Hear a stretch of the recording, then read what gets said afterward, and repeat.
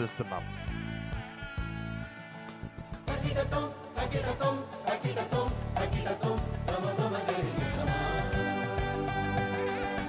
Honourable minister for labour ఈనాటి కార్యక్రమ ముఖ్య అతిథి శ్రీ వాసంశెట్టి సుభాష్ గారి చేతుల మీదుగా ఈ national workshop on skilling in construction technologies ఈరోజు అత్యంత వైభవపేతంగా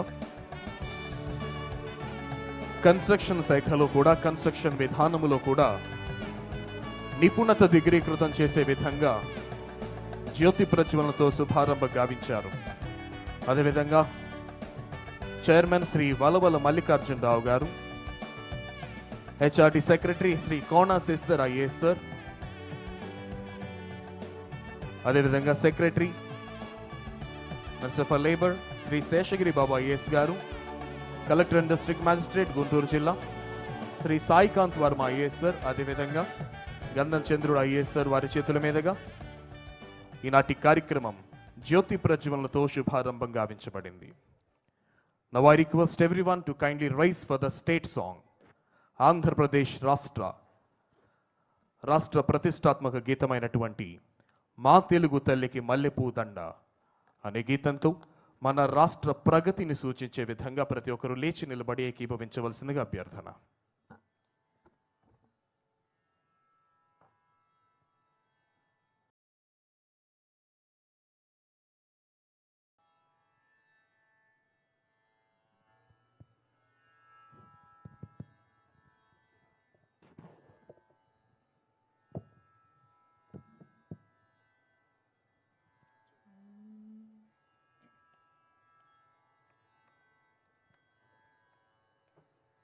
మా తెలుగు తల్లికి మల్లెపూ దండ, మా కన్న తల్లికి మంగళారతులు,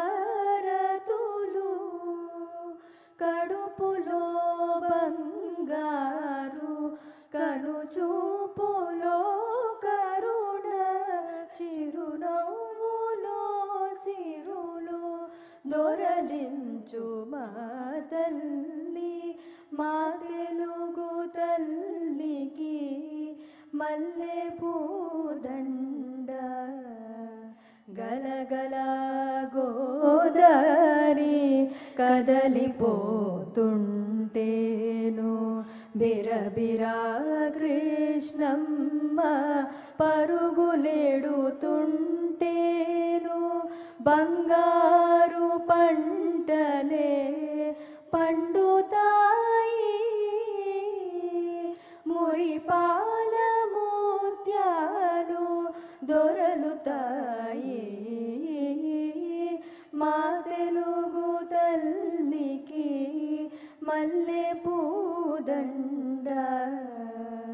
అమరావతి నగర అపురూప శిల్పాలు, త్యాగయ్య గొంతులో తారాడు నాదాలు, తిక్కయ్య కలములో తీయందనాలు, నిత్యమై నిఖిలమై నిలచియుండేదాకా రుద్రమ్మ భుజ శక్తి, మల్లమ్మ పతి భక్తి, తిమ్మరు సుధీయోక్తి, కృష్ణరాయల కీర్తి, మా చెవుల రింగుమని మారు మ్రోగేదాకా నీ ఆటలే ఆడుతా, నీ పాటలే పాడుతా. జై తెలుగు తల్లి, జై తెలుగు తల్లి, జై తెలుగు తల్లి.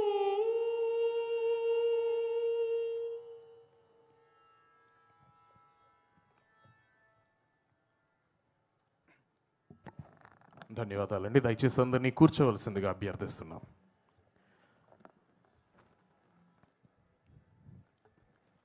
రైట్. ప్రపంచంలో చిన్న చిన్న ఇళ్ల నిర్మాణాల దగ్గర నుంచి పెద్ద పెద్ద రాజధాని భవన నిర్మాణాల వరకు, చిన్న చిన్న సీసీ రోడ్ల నుంచి పెద్ద పెద్ద ఫ్లైఓవర్స్ వరకు, చిన్న చిన్న కాలువలు మొదలుకొని పెద్ద పెద్ద రిజర్వాయర్స్ అండ్ డ్యామ్స్ వరకు ప్రతి పనిలో కూడా కన్స్ట్రక్షన్ ఇన్వాల్వ్ అయిన ప్రతి పనిలో నిపుణత అన్నది, స్కిల్ అన్నది చాలా ప్రాముఖ్యం. అయితే తరాలు మారే కొద్దీ, ఆధునిక సాంకేతికత పెరుగుతూ ఉండే కొద్దీ, టెక్నాలజీ రివైవ్ అయ్యే కొద్దీ కూడా దాన్ని ఉపయోగించడం ఎలా, తద్వారా ఈ కన్స్ట్రక్షన్ ఫీల్డ్లో ఈ లేటెస్ట్ టెక్నాలజీని వాడి తద్వారా కన్స్ట్రక్షన్ స్కిల్ డెవలప్మెంట్ ఏ విధంగా దోహదపడుతుంది అని చెప్పడానికి ఈరోజు కేంద్రీకృతంగా ఏర్పాటు చేయబడినటువంటి national workshop on skilling in constructions టెక్నాలజీస్లో భాగంగా ప్రారంభ ఉపన్యాసం వెల్కమ్ నోట్ తెలియజేయవలసిందిగా commissioner of skill development and training, government of Andhra Pradesh, Shri G Ganesh Kumar IAS గారిని ఆహ్వానిస్తున్నాం.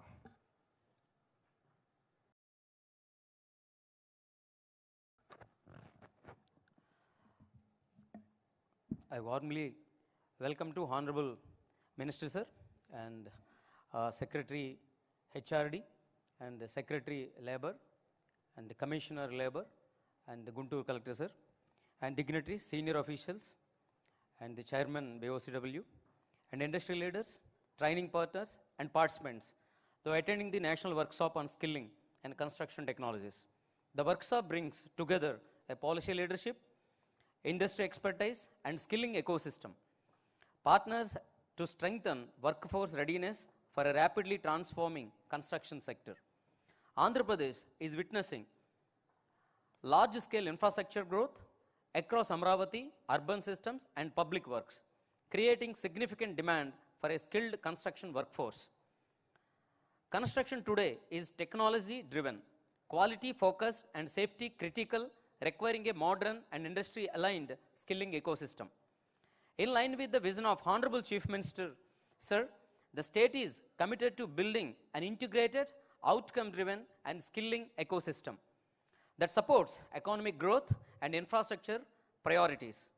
The workshop aims to align workers' workforce skills with evolving industry needs and emerging construction technologies.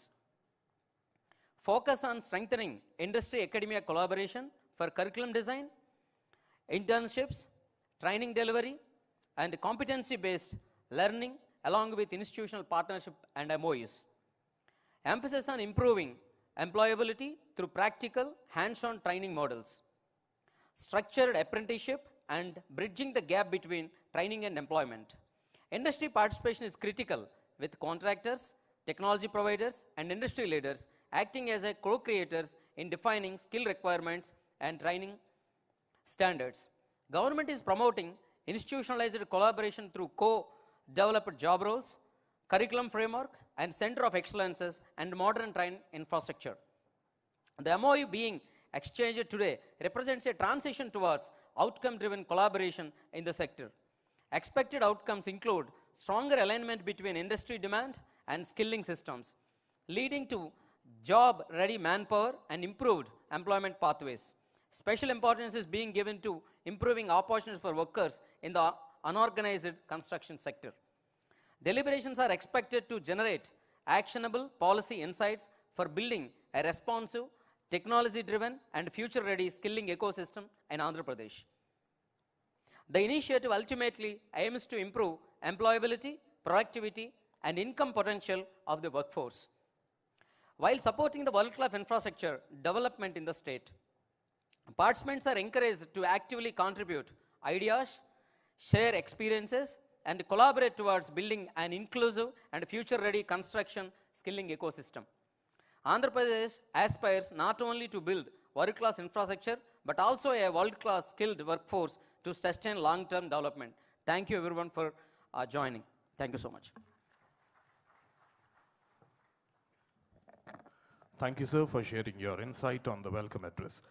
Now I invite Collector and District Magistrate, Guntur District, Sri Saikanth Verma IAS, sir, to give his remarks on this national workshop on skilling in construction technologies.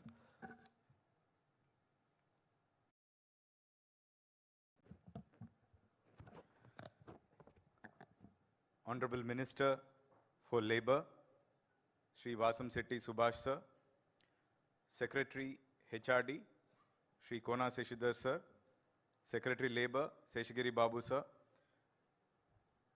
Commissioner Skill Development, Ganesh Kumar, Commissioner Labour, Gandham Chandrudu sir, and Chairman of Andhra Pradesh Building and Other Construction Workers Welfare Board, Mr. V. Vallikarjun Rao Garu.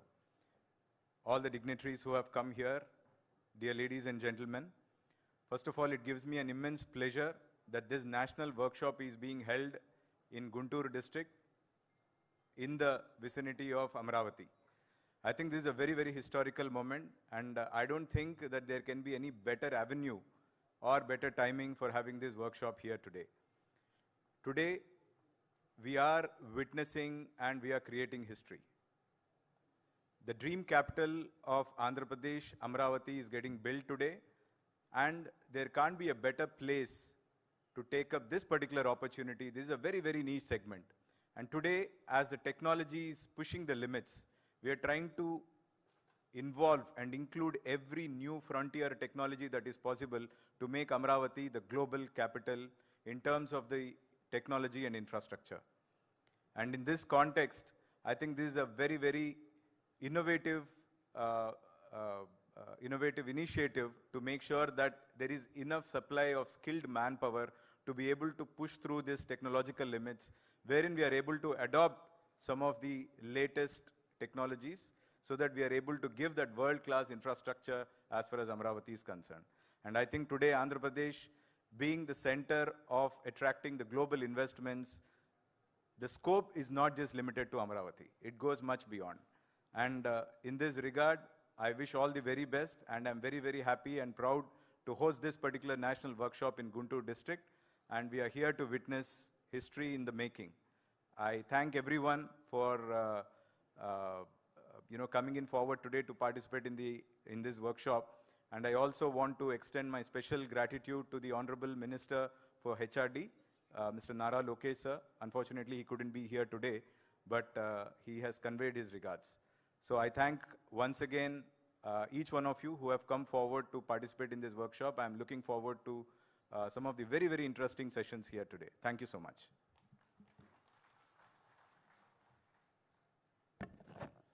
Thank you, sir. Thank you very much. Now I invite Secretary Labour Department, Government of Andhra Pradesh, Sri Sheshagiri Babu IAS, sir, to please come forward and share his words.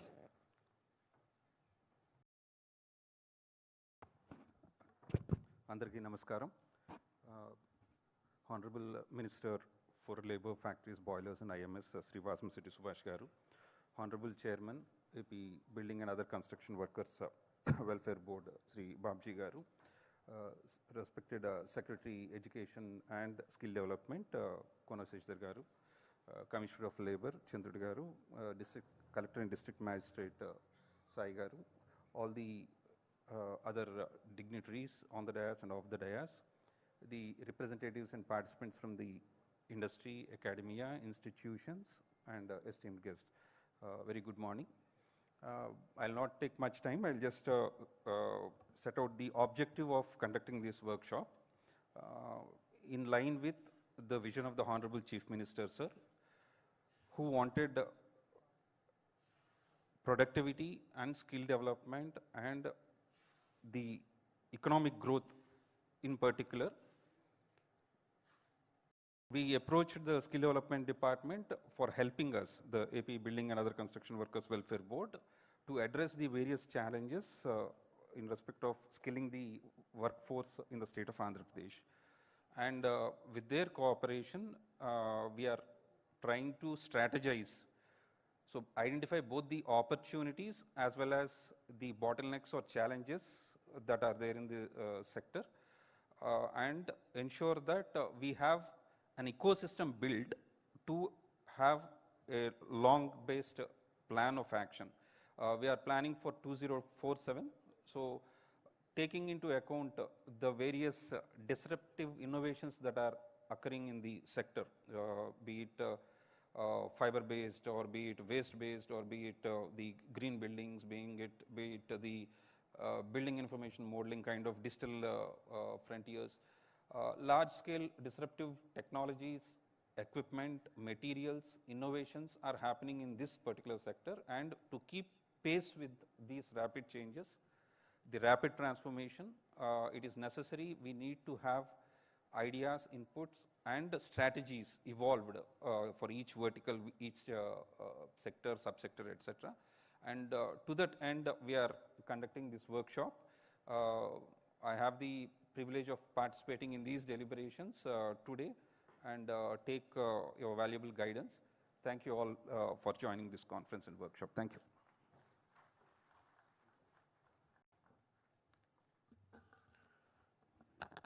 Thank you, sir. Thank you so much. Ladies and gentlemen, I now invite the Secretary for Human Resource Development, Department, Government of Andhra Pradesh, Sri Kona Sesdar IAS, sir, to please come forward and give his valuable message on the context setting.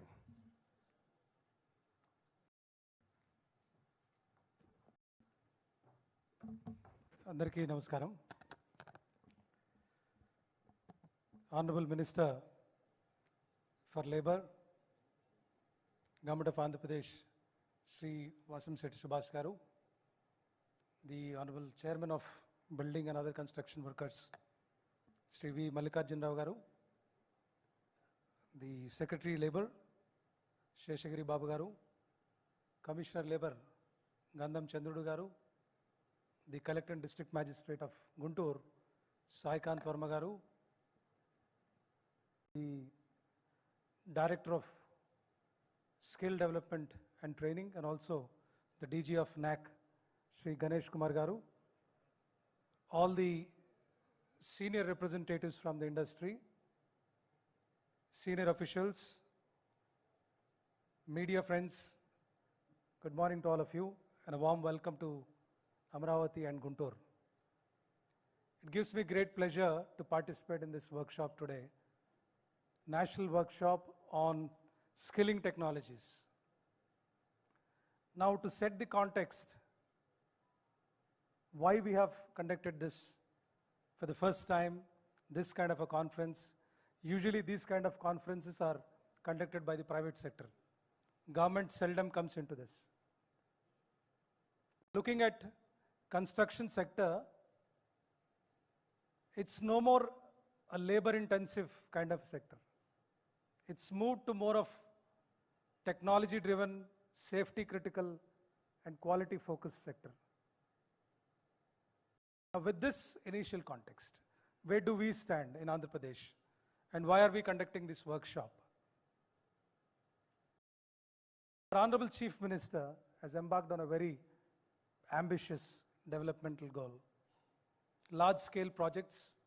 The man sitting here, Saikant Varma Garu, he was the man behind the scene, traveling across the globe, bringing a lot of investments, in tune with the vision of Honorable Chief Minister and our Honorable Minister. So there's a lot of developmental works going on. We have a beautiful capital city which is coming up. We have Visakhapatnam Economic Region, we have Amravati Economic Region, and we have third Tirupati Economic Region. Three distinct economic regions with a lot of developmental activities going on, infrastructure projects across the state, from airports to ports to housing and roads. This year alone, we have constructed about 4,80,000 houses in the government sector. In the next year, we are planning 5 to 7 lakhs houses. This is only in the government sector. But there's a huge demand for skilled workforce.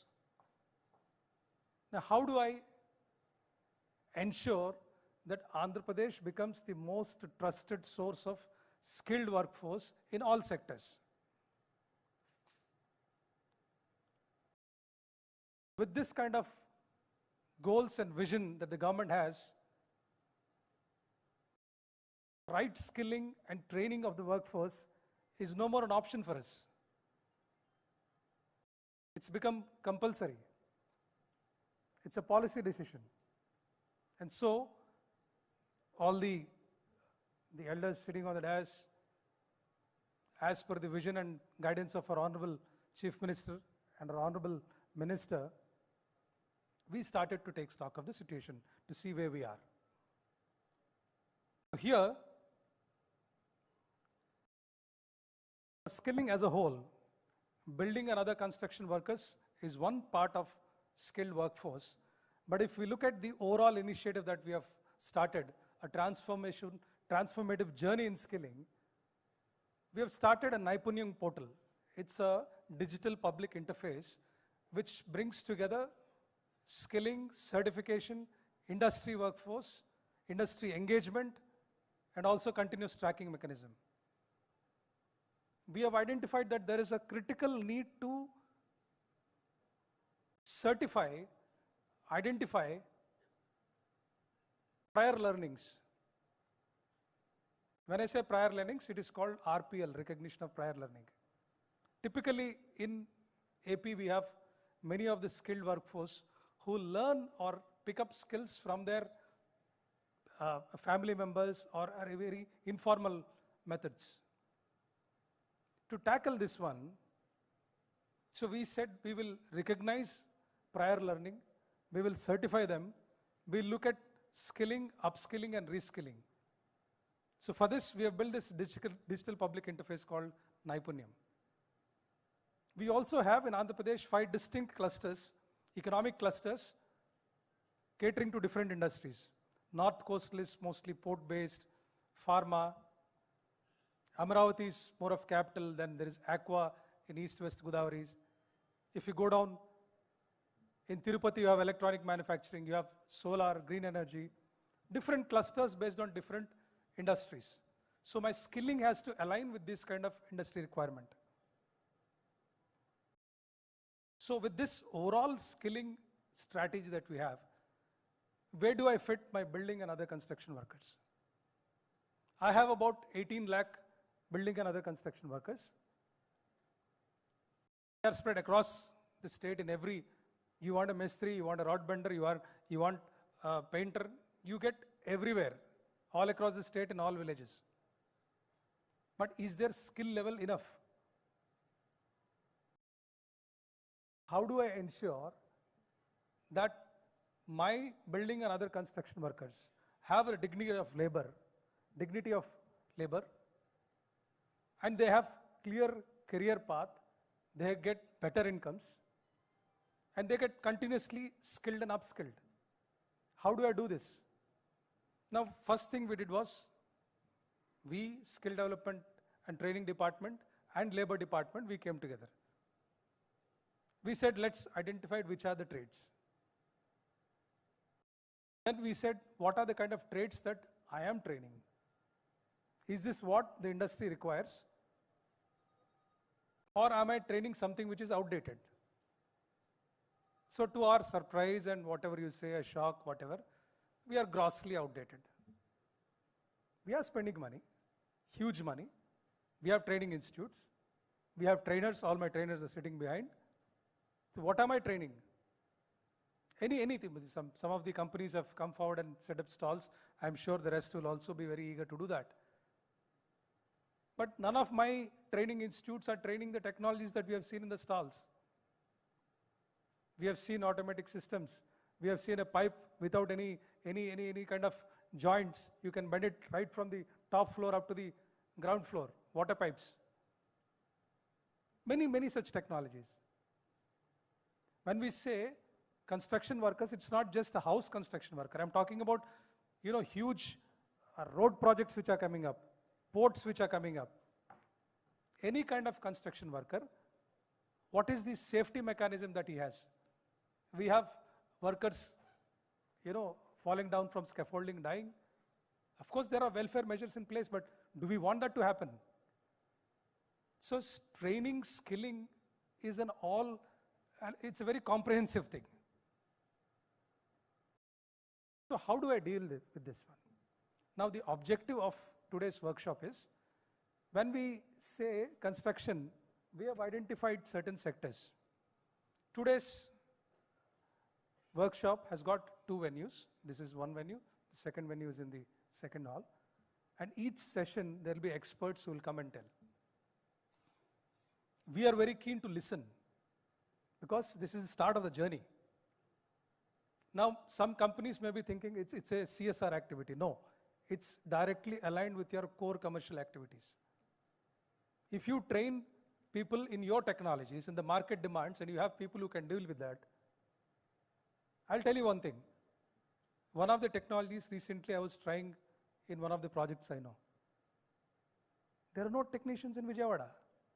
Believe me. They had to talk to the company, they had to get somebody from Hyderabad.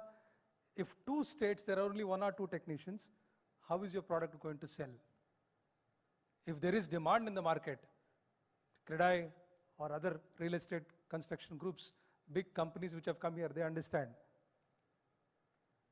From a common man who wants to build a house to big construction companies, when they want to hire, where do they go for their skilled workers? I have nothing against people coming from other states. But when I have 20 lakh people here, how do I see that these people are properly trained? How do we come together? Just clapping only when 2 hands come together. Government alone waving its hand doesn't do, or private sector alone doesn't do. Both of us have to come together. We have to start from the way, how do we train, what is the curriculum? From that stage, it has to be a continuous engagement. So my request to all the companies here is, it's a very good initiative. I appreciate Ganesh Garu for all the effort. The micro planning he has done, he has reached out to all the companies and also the labor department for supporting us. Now each session, when you deliberate what are the technologies, how the skilling is happening at present, and what should be the curriculum,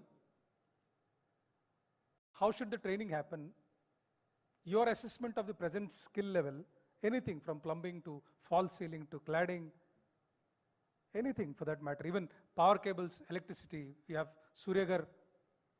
One of the major things is, the gentleman vice president from Asian Paints is here. Waterproofing is a big issue.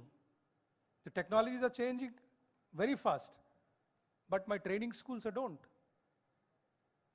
They have 4 training academies, is what he was telling me. But the government is not aware. How do I synergize these 2 things? How do I see that your trainers become part of the entire program?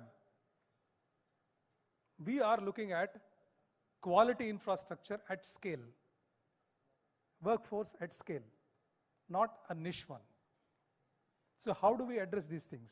It should be a win-win situation for both of us, for the industry, the government, and the employment seeking, the youth or the building and other construction workers.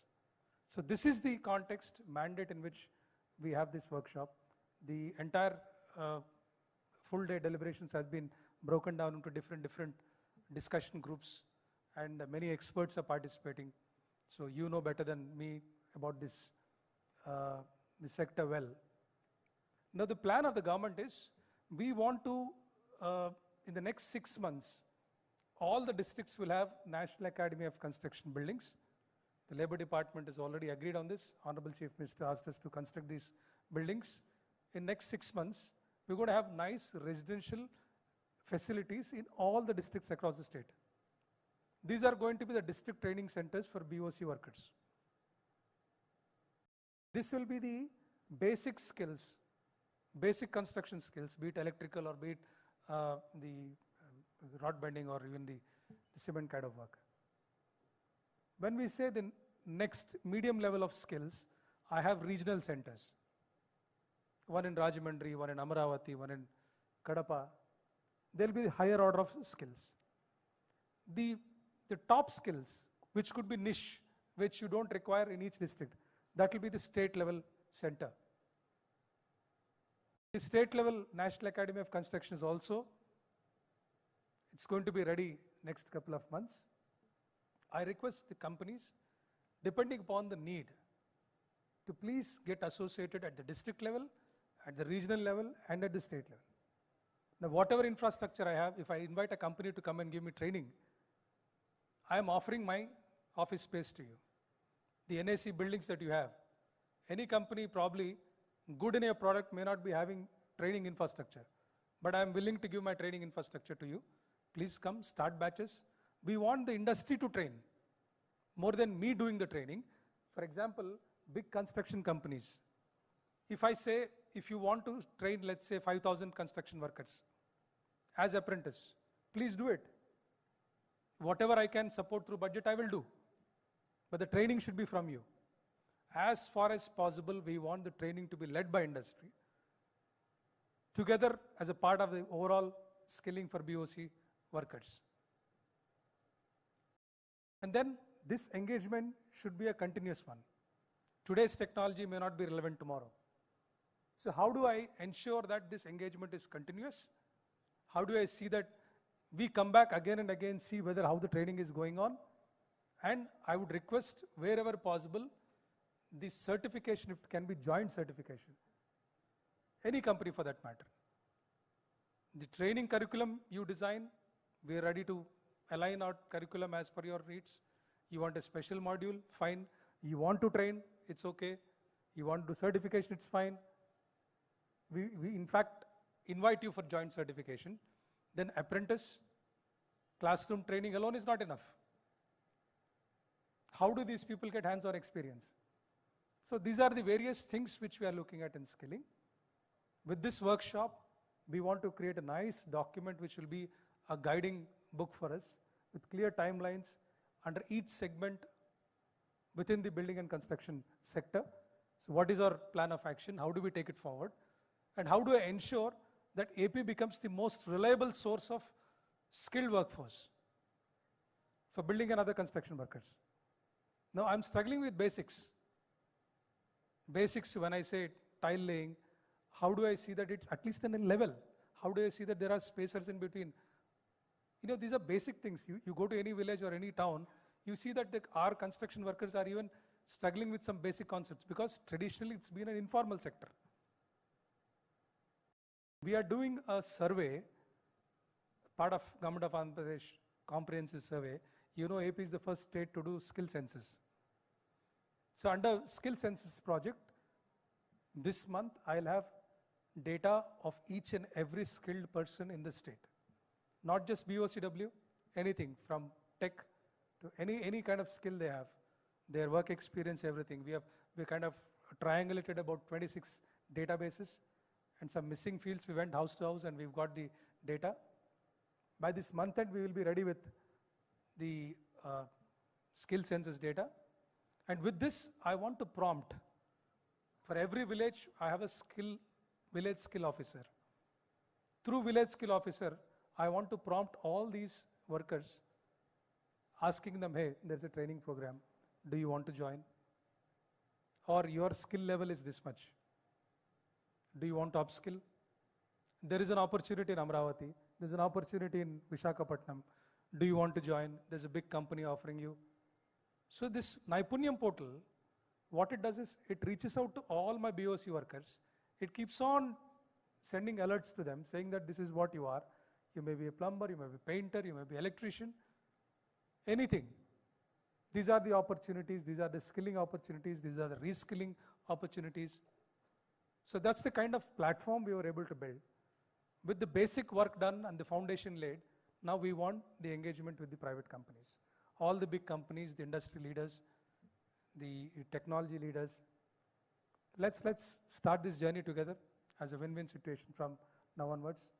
I can assure you from the skill development and training department and NAC that you'll have our full cooperation. Whatever innovative method you have, whatever numbers, I'm looking at numbers at scale.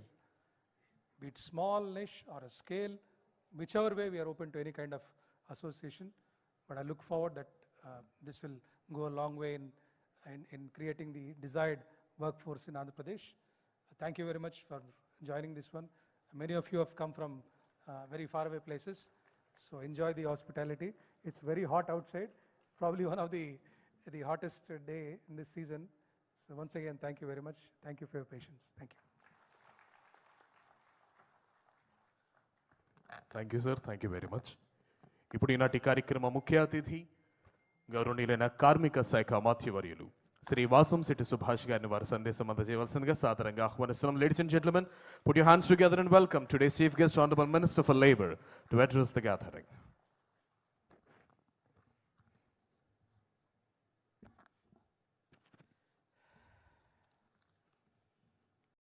అందరికీ నమస్కారం.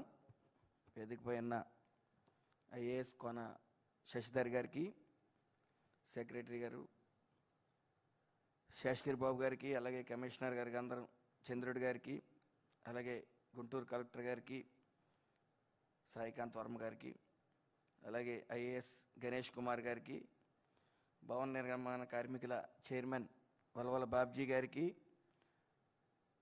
గౌరవనీయులు, ప్రతినిధులు, అధికారులు, పరిశ్రమల ప్రతినిధులు, నాక్ సభ్యులు, Andhra Pradesh skill development corporation ప్రతినిధులు, ఆంధ్రప్రదేశ్ భవన మరియు ఇతర నిర్మాణ కార్మికుల సంక్షేమ బోర్డు సభ్యులు, నిర్మాణ రంగ నిపుణులు అందరికీ కూడా నా హృదయపూర్వక నమస్కారాలు తెలియజేసుకుంటూ, యువత నైపుణ్యాన్ని పెంచుతూ డిజిటల్ గవర్నెన్స్, ఆధునిక టెక్నాలజీని ప్రోత్సహిస్తూ పరిశ్రమల అభివృద్ధికి కట్టుబడి పనిచేస్తున్న శ్రీ నారా లోకేష్ గారి సారథ్యంలో ఈ national workshop on skilling in construction technology నిర్వహించడం ఎంతో ఆనందంగా మరియు గర్వంగా ఉంది.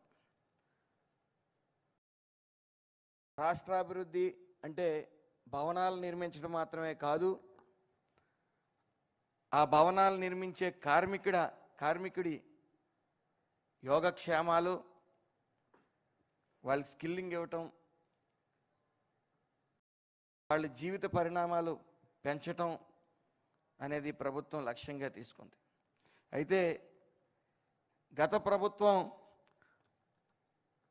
ఎప్పుడూ కూడా వినాశనానికే తెరలేపింది తప్ప ఏ రోజు కూడా వాళ్ళ ఆలోచనలు స్పీడ్ ఆఫ్ క్లోజింగ్ బిజినెస్ వైపే ఉండేది.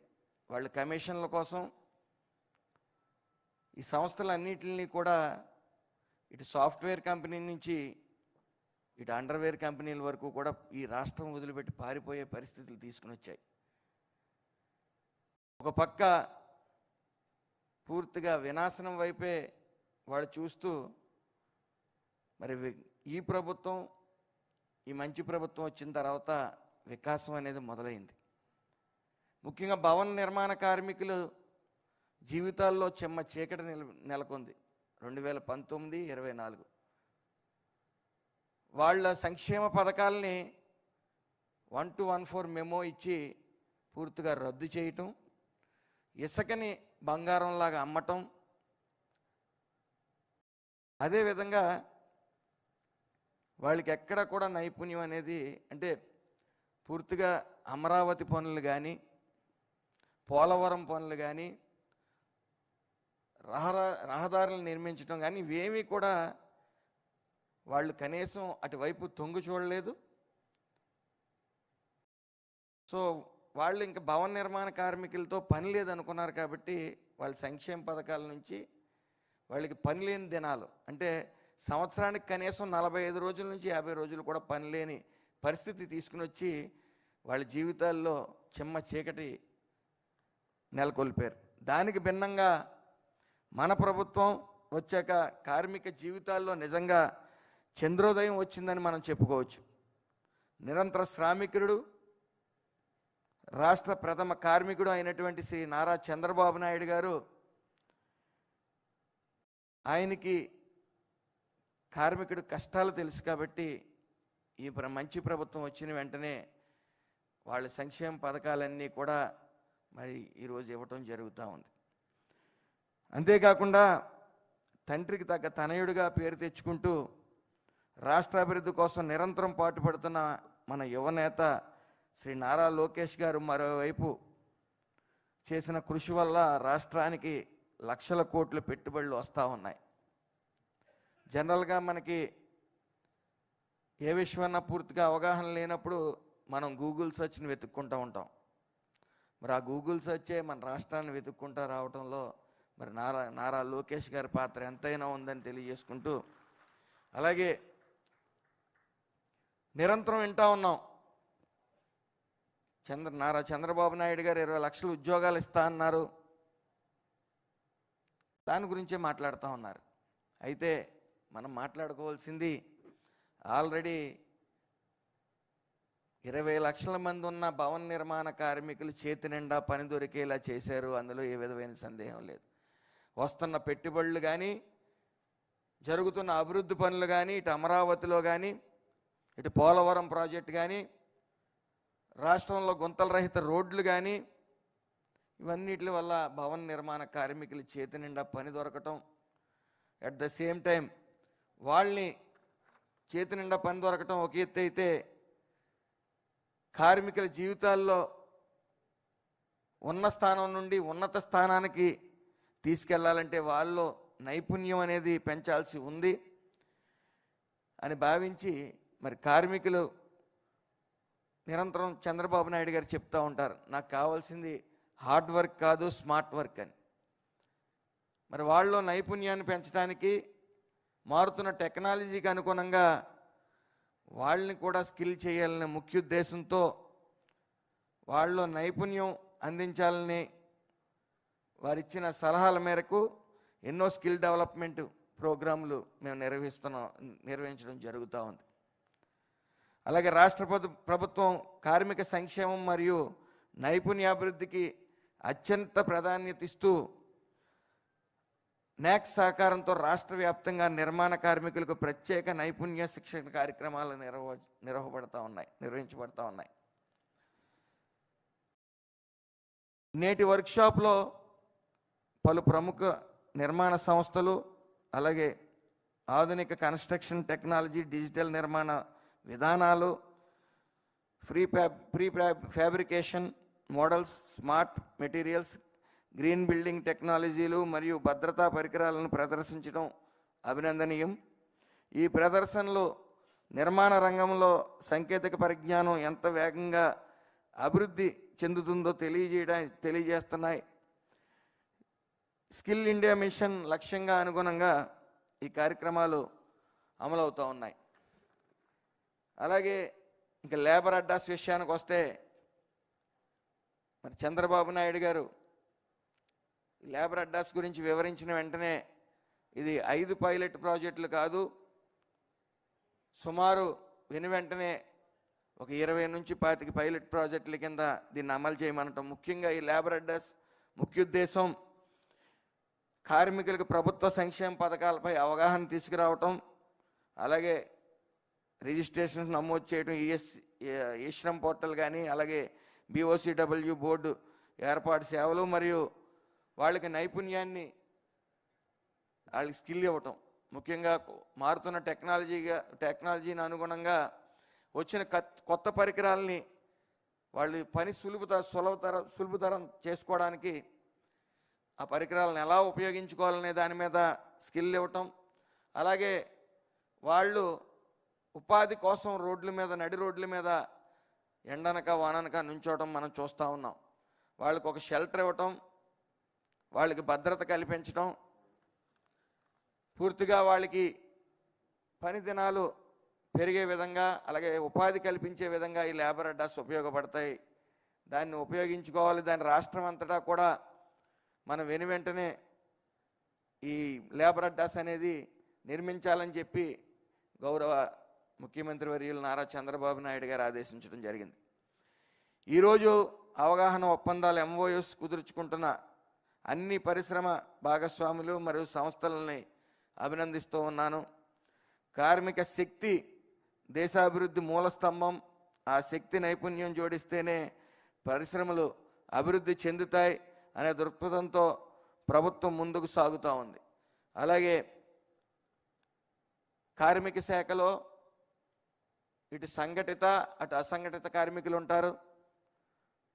ఈ సంఘటిత కార్మికులు ఎవరైతే ఉన్నారో వాళ్ళ జీవితాల్లో వెలుగు నింపడానికి ESI డిపార్ట్మెంట్లో గత ప్రభుత్వం గత 5 సంవత్సరాలు ఒక ఇటుకు కానీ గుప్పుడు ఇసుకు కానీ వేసిన వైనం లేదు. వాళ్ళు భద్రత విషయంలో కానీ వాళ్ళ ఆరోగ్యం విషయంలో కానీ గత ప్రభుత్వానికి చిత్తశుద్ధి లేదు. అయితే ఈ మంచి ప్రభుత్వం వచ్చిన తర్వాత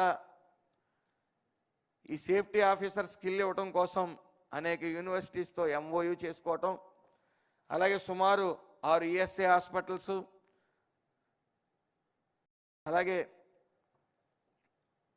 50 మెడికల్ సీట్లు, medical college ESI medical college కూడా వైజాగ్లో మనం సూచనప్రాయంగా కేంద్రం నుంచి ఆమోదం తెలపడం జరిగింది.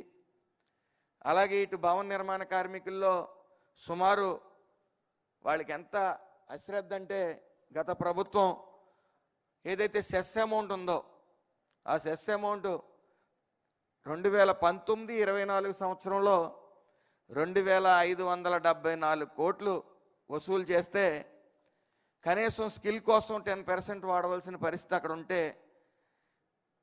ఒక్క 1% కూడా అంటే ఒక్క రూపాయి కూడా ఖర్చు పెట్టిన వైను స్కిల్ డెవలప్మెంట్ గురించి. ఎందుకంటే వాళ్ళ జీవితాలను నాశనం చేసాం, వాళ్ళు పని మనకు లేదు, అభివృద్ధి పనుల పట్ల మనకి చిత్తశుద్ధి లేదనే భావంతో ఈ స్కిల్ డెవలప్మెంట్ ప్రోగ్రాం కోసం కనీసం 257 కోట్లు ఖర్చు పెట్టవలసి ఉంటే ఒక్క రూపాయి కూడా ఖర్చు పెట్టిన వైను. ఈ మంచి ప్రభుత్వం వచ్చిన తర్వాత ఈ 2 సంవత్సరాల్లో సుమారు 250 కోట్లు రూపాయలు ఈ స్కిల్ డెవలప్మెంట్ గురించి మరి స్కిల్ డెవలప్మెంట్ ప్రోగ్రామ్స్ కూడా మనం ముందుకు తీసుకెళ్తున్నాం 250 కోట్లతో. అలాగే ఇంకా అసంఘటిత కార్మికులు ఉన్నారు, అసంఘటిత కార్మికులకు కూడా కొత్త లేబర్ కోడ్స్ అనుగుణంగా అనార్గనైజ్డ్ వెల్ఫేర్ బోర్డు అనేది పెట్టండి 4 ఎమ్మెల్యేలతోని మిగతా సభ్యులతోని. అది కేంద్ర ప్రభుత్వం నిధులు ఇస్తుంది, రాష్ట్ర ప్రభుత్వం కూడా కొన్ని నిధులు ఇస్తూ సిఎస్ఆర్ ఫండ్స్ కూడా ఉపయోగించుకోవచ్చు అనేది తెలియజేయడం జరిగింది. అంటే ఇంట్లో పనిచేసేవారు కానీ అలాగే రకరకాల చిరు వ్యాపారులు పళ్ళు అమ్ముకునేవారు కానీ వీళ్ళందరికీ కూడా భవిష్యత్తులో వాళ్ళకు కూడా సంక్షేమ పథకాలు ఇవ్వడానికి వాళ్ళ జీవితంలో వెలుగులు నింపడానికి కొత్త లేబర్ కోడ్స్ ఉపయోగపడతాయని తెలియజేసుకుంటూ, ఏదేమన్నప్పటికీ ఈరోజు అవగాహన ఒప్పందాలు కుదుర్చుకోవడానికి ఎంఓయూలు కుదుర్చుకోవడానికి వచ్చిన అన్ని పరిశ్రమ భాగస్వాములకి మరియు సంస్థలకు అభినందిస్తూ అందరికీ పేరు పేరున నా నమస్కారాలు. Thank you.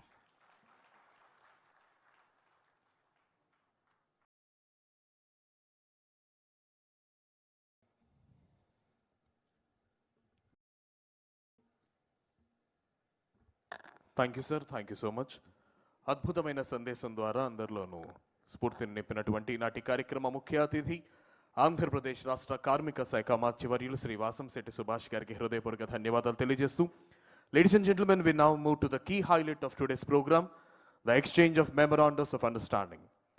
Among these, the most significant milestone in the signing of MOUs for the establishment of centers of excellence at Amaravati in collaboration with leading industry partners. These partnerships represent a strong commitment towards building industry-aligned, future-ready skilling infrastructure. I now request the delegates on the dais to kindly rise for the exchange of memorandums.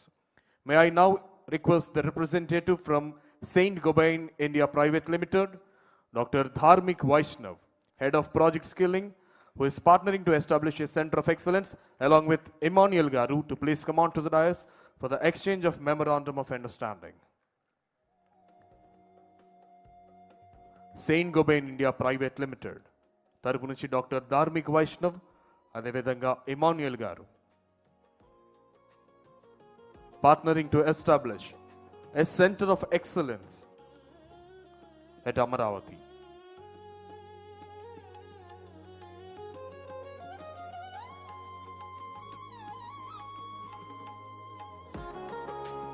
Thank you, sir.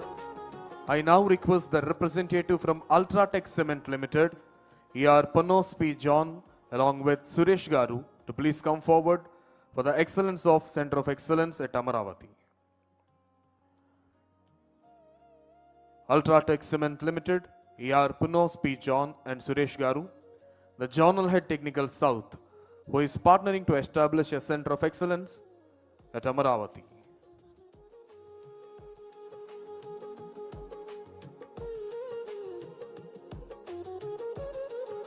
Next, I request the representative from Godrej and Boys, Mr. B. Manohar Garu, Head Training, who is the partnering to establish a Center of Excellence, to kindly come forward for the exchange of the Memorandum of Understanding.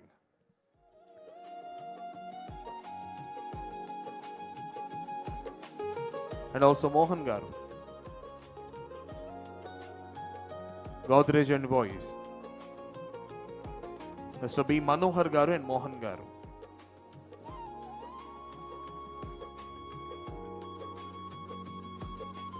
The next, I request the representative from Daikin India Private Limited, Mr. Murali Janaki Raman Garu and K. Ganesh Rao Garu. The Regional Service South Head and GM Branch Operations Head Telangana and Andhra Pradesh, who is partnering to establish a center of excellence, is exchanging the Memorandum of Understanding. And I request the representative from Asian Paints Limited, Mr. Amit Kumar Singh, Vice President and Group Head, Corporate Affairs and CSR, who is partnering to support with equipment support, TOT and placement support to kindly exchange the Memorandum of Understanding. Ladies and gentlemen, we now proceed to the next set of MOU exchanges. In this section, I invite a group of esteemed industry partners who are collaborating across key areas such as equipment supports, training of trainers, placement support, curriculum enhancement and training initiatives. ఇప్పుడు team wise పిలుస్తామండి, group vice పిలుస్తాం. దయచేసి పిలువబడిన పేర్లందరూ కూడా ఒక గ్రూప్గా రావాల్సిందిగా అభ్యర్థన. And the first, I invite Dr. PNSV Narasimham Garu, the President and Head of Group Cient Limited, to please come on to the dais. And also Dr. Panduranga Rao Garu, CEO and Managing Partner of Ligong SVE. And Aditya Soma Garu, Executive Director, Madhura Engineering Private Limited. Sangaram Garu, Head Training, Virgin India Private Limited. And Raja Pradeep Garu, Managing Director and CEO, Best Group of Companies. And Aditya Vinakota, Managing Director, Andhra Engineering Private Limited. Accountable Manager Dr. K. Ramesh Kumar Garu, Vayu Drone Academy Private Limited. Andhra Pradesh Divisional Head Anjaneya Varaprasad Garu, Berger Paints. And Altaf Shah Garu, Lead Painter Engagement Head, Birla White. And Chakravarti Pantham, from National Training Manager from Bosch.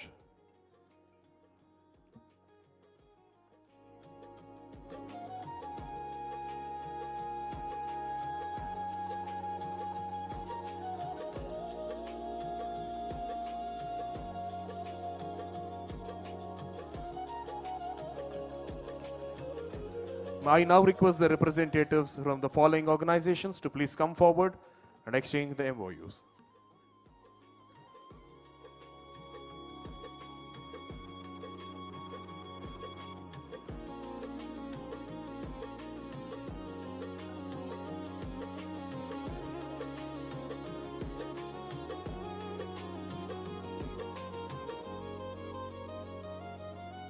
Now I request the representative from the second batch, Harshi Mitra Garu, Head Manager Training, Clues India Private Limited. I request all the dignitaries to please come from the left side of the dais and exit from the right side of the dais. Please, please, please. That way, please. Right. The next team, Harshi Mitra, Head Manager Training, Clues India Private Limited. B.N. Rao, Director, Infrastructure Skill Development Academy. Colonel Anand Kumar Singh, Chief Executive Officer, Safety Skill Development Foundation. Sri M. Kiran Kumar, Head South Viega. Deepak Sharma, Head CSTI, Larsen and Turbo. And Dr. Gontina Madhuri, Treasurer, ICI Vizag, Indian Concrete Institute, Vizag Center. G. Mohan Murari, AGM HR and Admin, Blue Star Climatic Limited. And Anil Bopana, Director, BSR Infrastructure. Mohan Rao GSR, President, Kradai. And P. Ravinder, Karam Safety Private Limited, Lead Territory Manager. All the representatives from the following organizations to please kindly come forward for the exchange of Memorandum of Understandings.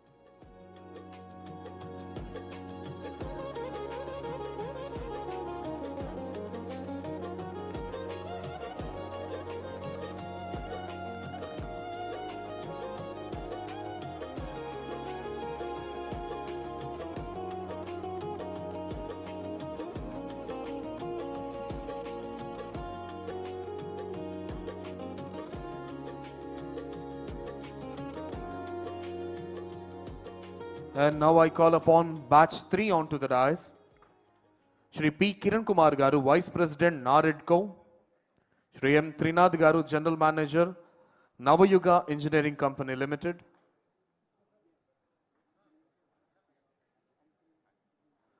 And also the representatives from BAI and Greenco. Builders Association of India and Greenco. Shri B. Partha, Vice President, RVR Projects Limited. Shri N. M. Siddiq, Manager, Sobha Developers. Dr. P. Chinnapulaya, AVP, Star Trek Infra Services Private Limited. And also Chaitanya Prakash K. from Team Tech from Work Solution Private Limited, Director Operations. Sri K. Naveen Kumar, Managing Director, Home Decor. D. Venkata Sanyasaraju Garu, General Manager, Vox Interior and Exterior Solutions Private Limited. Rivanshika Gazmar, Senior Manager, National Solar Energy Federation of India. N.N. Sinha IAS, Retired Managing Director, Rodic Digital and Advisory. H.R. Johnson's and also from Birla representatives. I request all the representatives from the following organizations to kindly come forward for the exchange of Memorandum of Understanding.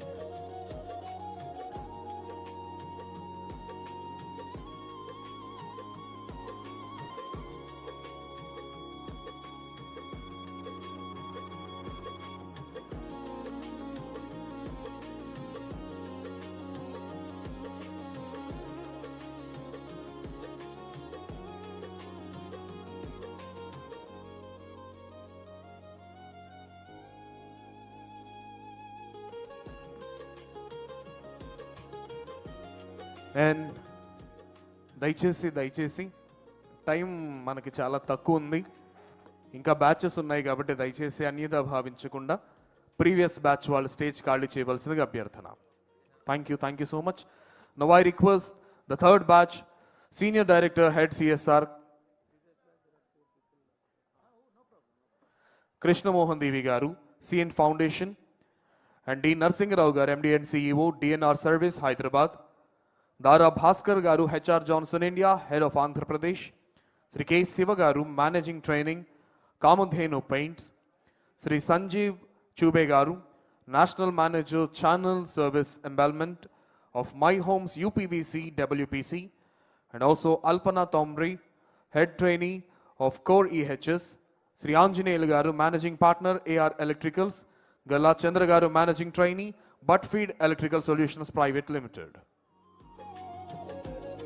I request all the representatives to kindly come forward for the exchange of Memorandums of Understanding. HR Aviation Research and Development, P. Leela Prasanna Garu, Siri Builders, and also N. Dikshit Reddy Garu, Head Andhra Pradesh, Grindwell North Limited, Managing Director C.H. Siddharth Reddy Garu, Qualisys Engineering Labs.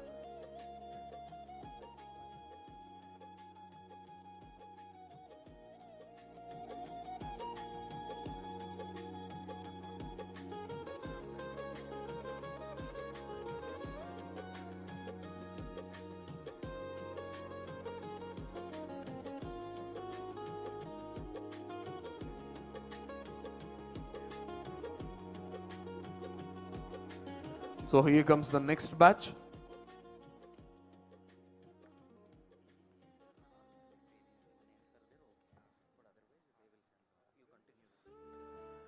P. Leela Prasanna, Founder and CEO, HR Aviation Research and Development. Sri N. Dikshit Reddy, Head Andhra Pradesh, Grindwell North Limited. C.H. Siddharth Reddy, Managing Director, Qualisys Engineering Labs.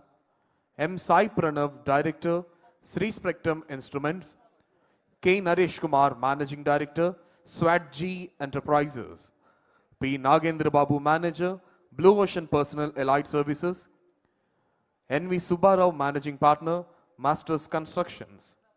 Matta Santosh Chandan, Manager, Technical, Geocon Services Private Limited. And Naveen Chowdhury, Managing Director, Naveen Survey and Constructions. R. Reha Babu, Director. This is the last batch, sir.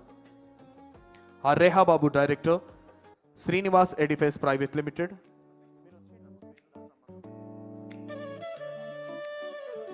This is the last batch for this MOU exchange. Rehababu Director, Srinivas Edifice Private Limited. CH Vinay Kumar, Managing Director, Benchmarks Engineering and Constructions. D. Rajesh, BDM, Growth Tree Global Services India. M. Vijay Nirmala, Managing Director, MRK Geometrics. N. Ravi Shankar, CD Manager, RBS Quality Services Private Limited. YV Ramana Rao, Managing Partner, Sri Builders and Developers. Chaitanya Verma, Director, SLV Group. Dilip Kumar Komati, Director, Sunnita Corporation LLP. M. Vamsidhar, Proprietor, Aidhiya Trading Company. Manager, Sridhar, Sujala Pipes Private Limited. Vemula Murali Krishna, Manager, HR Talent Solutions Private Limited. Rambabu Paravastu, CSO Greenco Group. G. Rajagopal Reddy, Manager, GRI Power Gate Towers India. Kesani Sai Kumar, Head Training, High Tech Solutions Technologies, Solar Solutions. And Shanmukha Reddy, Manager, Quest. Rehababu, Director, Centla EV Product. And M. Narsimha Reddy, Shirdi Sai Electrical Senior Manager, HR and Admin.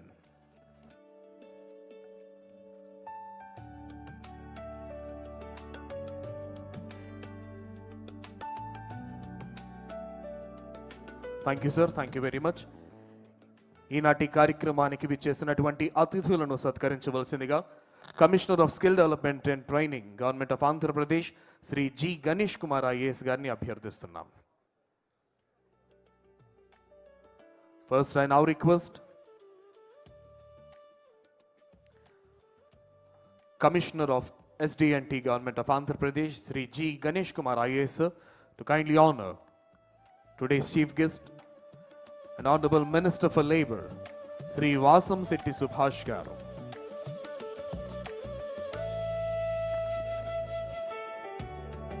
And now I request Ganesh Kumar Garu to honor the Chairman of Andhra Pradesh Building and Other Construction Workers Welfare Board, Sri Vallavala Mallikarjun Rao Garu. And also now I request Ganesh Kumar Garu to honor Secretary HRD, Sri Kona Sesdar IAS, sir.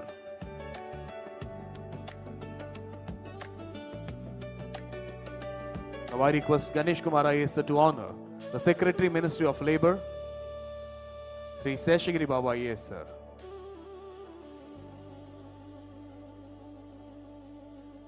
Now I request Ganesh Kumar, sir, to honor the Commissioner for Ministry of Labour, Sri Gandham Chandrudu IAS, sir.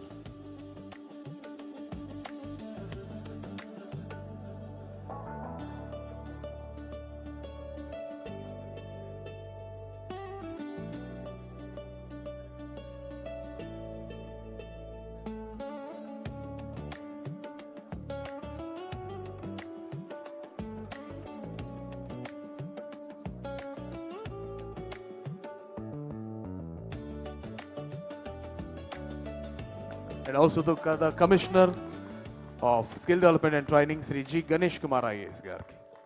Thank you, sir.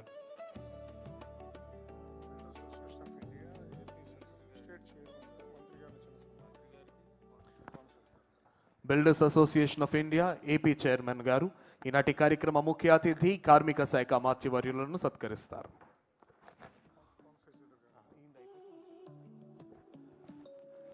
Builders Association of India, Andhra Pradesh Chairman, ఈనాటి కార్యక్రమ ముఖ్య అతిథి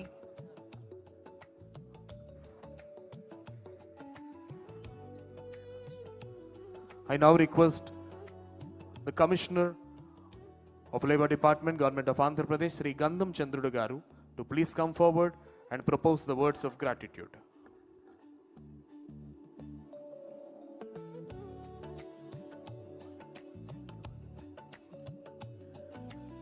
I request everyone to kindly be seated in your respective positions, please.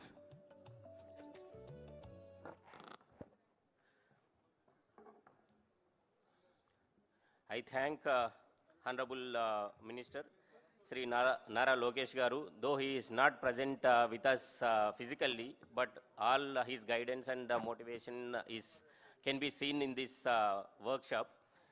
I thank Honorable LFB and IMS Minister Sri Vasam Setti Subhash Garu with his overall guidance and making this wonderful program to happen.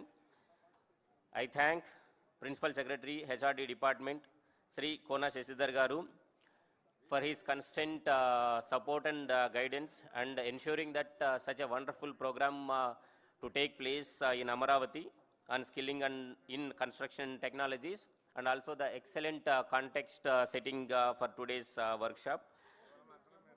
I thank Secretary LFB and IMS, Sri Sheshagiri Babu Garu, for his constant guidance and ensuring all support for this wonderful program to take place. I thank Honorable Chairperson, Building and Other Construction Workers Welfare Board, Sri Valavala Mallikarjun Rao Garu, Valavala Babji Garu, for his excellent support in ensuring this program happens. I thank Collector and District Magistrate, Sri Saikant Varma Garu, for his gracious presence and support.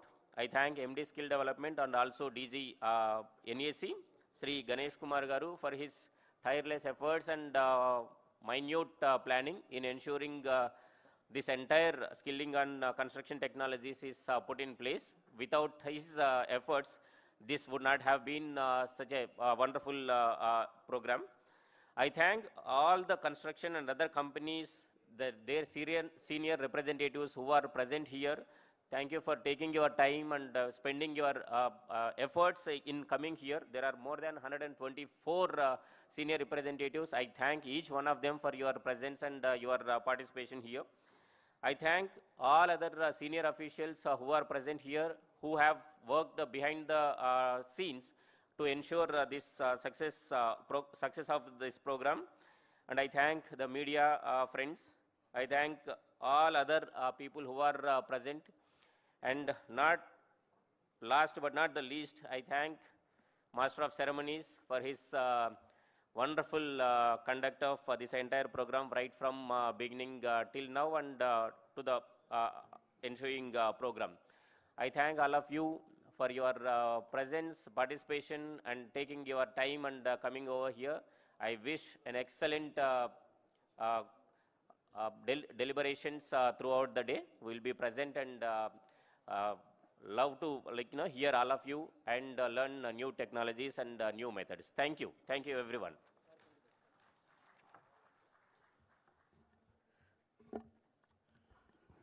Thank you, sir. Thank you so much for extending the words of gratitude. Ladies and gentlemen, I now request everyone to kindly be seated. Even the voluntary staff who are standing here and all the staff, everyone. Prati okkaru kurchovalsindiga abhyarthana. Nobody is allowed to stand because we are starting our panel discussion. దయచేసి supporting staff కూడా ఎవరు నిలబడొద్దు, అందరూ కూడా కూర్చోవాలి, please, everyone. So we'll begin with this panel session. I request everyone to kindly be seated. దయచేసి stage కి ఇరువైపులా కూడా ఎవరు నిల్చోవద్దు, దయచేసి అందరూ కూర్చోవలసిందిగా అభ్యర్థన, everyone. Right.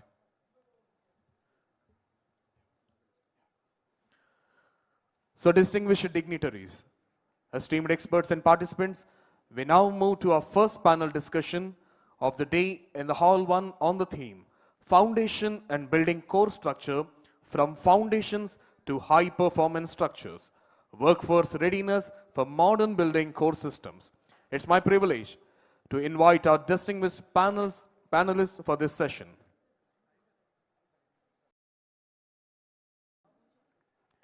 Right, we have 4 esteemed panelists for this sessions. One is Deepak Sharma sir, and Punos John sir, Eldo Varghese sir, and Dr. Satish Kumar Garu.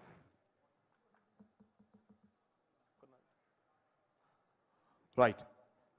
Ladies and gentlemen, I now invite the first panelist, the Head Construction Skills L&T Construction, Sri Deepak Sharma Garu.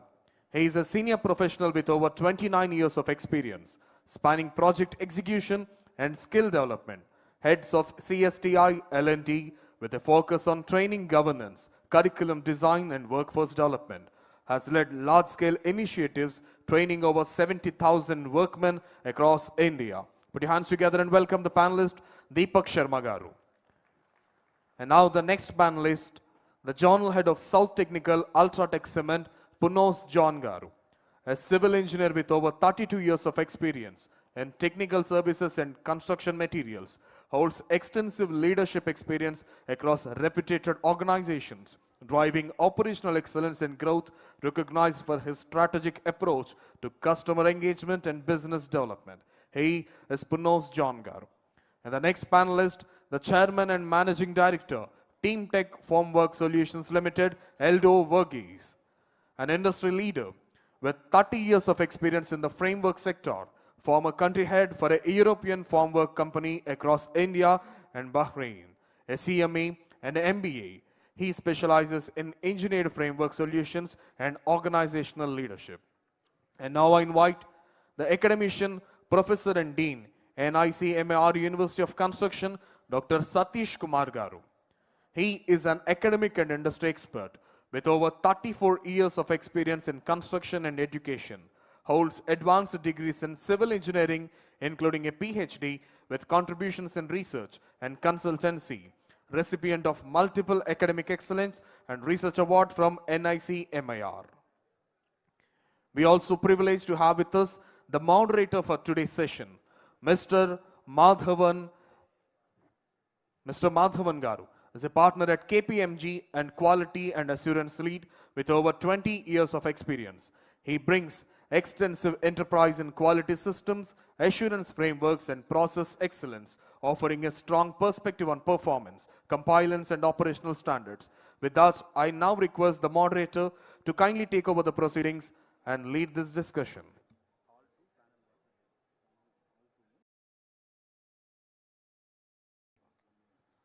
And also, simultaneous గా hall 2లో panel 2 start అవుతుంది.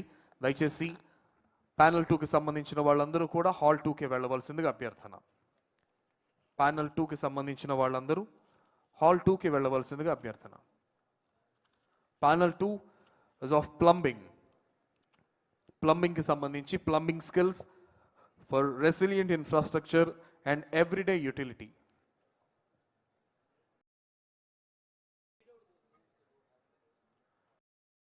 And panel 2కి సంబంధించినటువంటి panellist hall 2 panel 1కి సంబంధించినటువంటి panellist Ashok Kumar garu, state head విఏగా. Panelist JNTU Kakinada professor Vemu Srinivasulu garu, state head Andhra Pradesh and Telangana Finolex industries limited S Sriharirao garu, assistant professor Sri Krishnadevaraya university doctor B Rajesh Babu garu, and director E&S KPMG miss Soumya Velayudham garu. వీరు ప్లంబింగ్కి సంబంధించిన ప్యానల్ డిస్కషన్ హాల్ 2లో జరుగుతుంది. సో దానికి సంబంధించిన వాళ్ళందరూ కూడా హాల్ 2కి వెళ్ళవలసిందిగా అభ్యర్థన. So we have in the hall 1 panel 1 session, the session on foundations and building core structure. I now request the moderator, Mr. Madhavan Garu, to kindly take over the proceedings and lead this discussion of the panel. Thank you. Thank you. Thank you so much. Good afternoon, everyone. Welcome to all the panelists. There seems to be more than 100 years of experience in terms of the construction sector here and what is changing.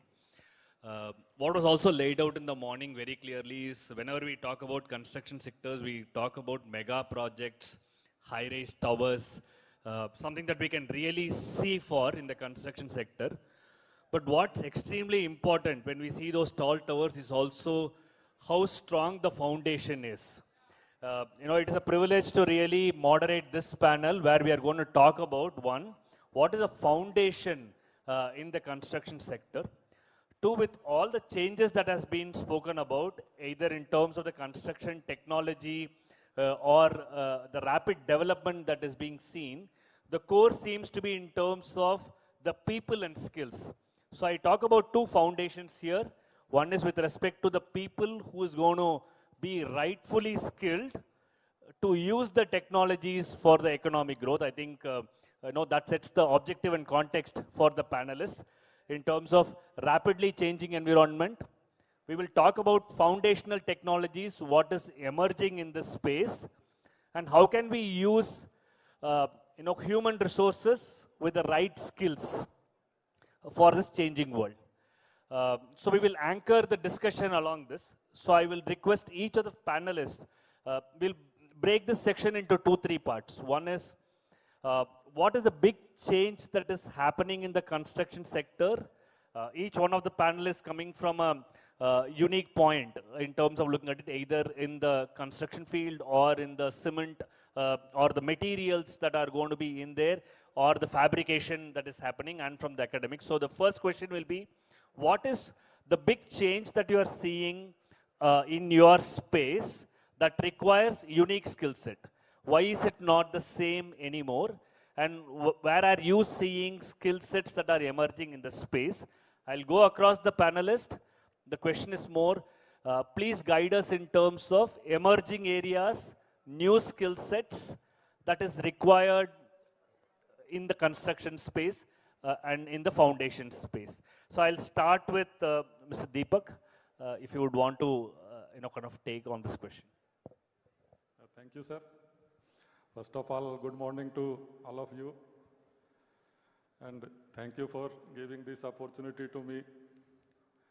Yeah, you know that Secretary Sir also set the context that the construction projects are really facing the crisis of skilled workmen. And I'm from L&T, so we have across India around 10 institutes, construction skill training institute. But right now we are facing the youth who are interested to take the training. And training is also it is only the attendance base, not only the skill base or assessment base. But we want to change it, that it is not only the attendance base or the labor availability. We want to convert or shift this according to capability of workmen.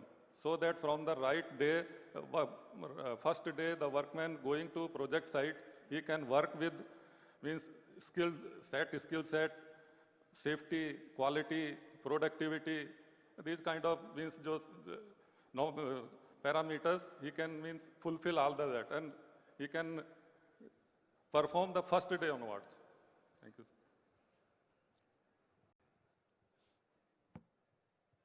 Thank you. Sir, in your view, because from a site construction perspective and the kind of skilled workers required, which type of skills will be needed in a larger scale? Because one of the things that we heard is more number of projects are going to happen.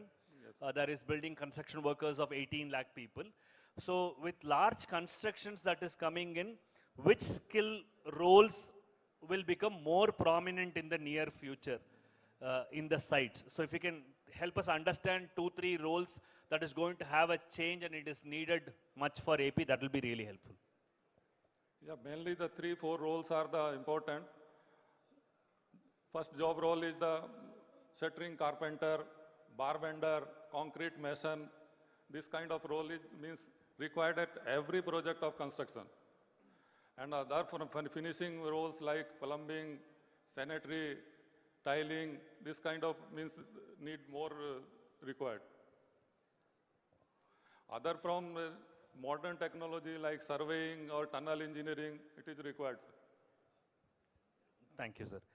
So I will just go to Mr. John. Sir, looking at while he was saying in terms of emerging job roles, some of the basics, some of them are in the advanced spaces. How do you see this coming in from cement and use of changes with respect to ready-made availability of mixers that are happening here? What kind of new skills that you are seeing in your segment in this space? Yeah, thank you. Thank you so much. And good afternoon, everybody. I am from Ultratech Cement. So the right question has been posed to me actually. Now, when we speak about our products actually, so the core remains cement.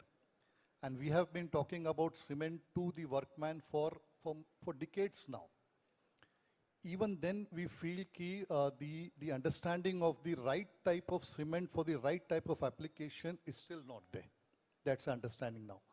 You have ordinary Portland cement, then you have blended cement. Within blended cements, you have 2-3 types of cement. That itself is not there. Of late, we have started coming out with advanced products for tiling and waterproofing. Now, these products actually has to be understood to be applied properly. So there, the big gap is coming. Till now, for tiling work, it was a conventional mortar which went in, cement and sand together. Now with all these tile adhesives coming in, the essential parameters of these products and how they have to be used is not there. In terms of waterproofing, when we say both integral and preventive, integral, you require some basic knowledge about the product, but for preventive, you have to have a sufficient knowledge on the application of these products.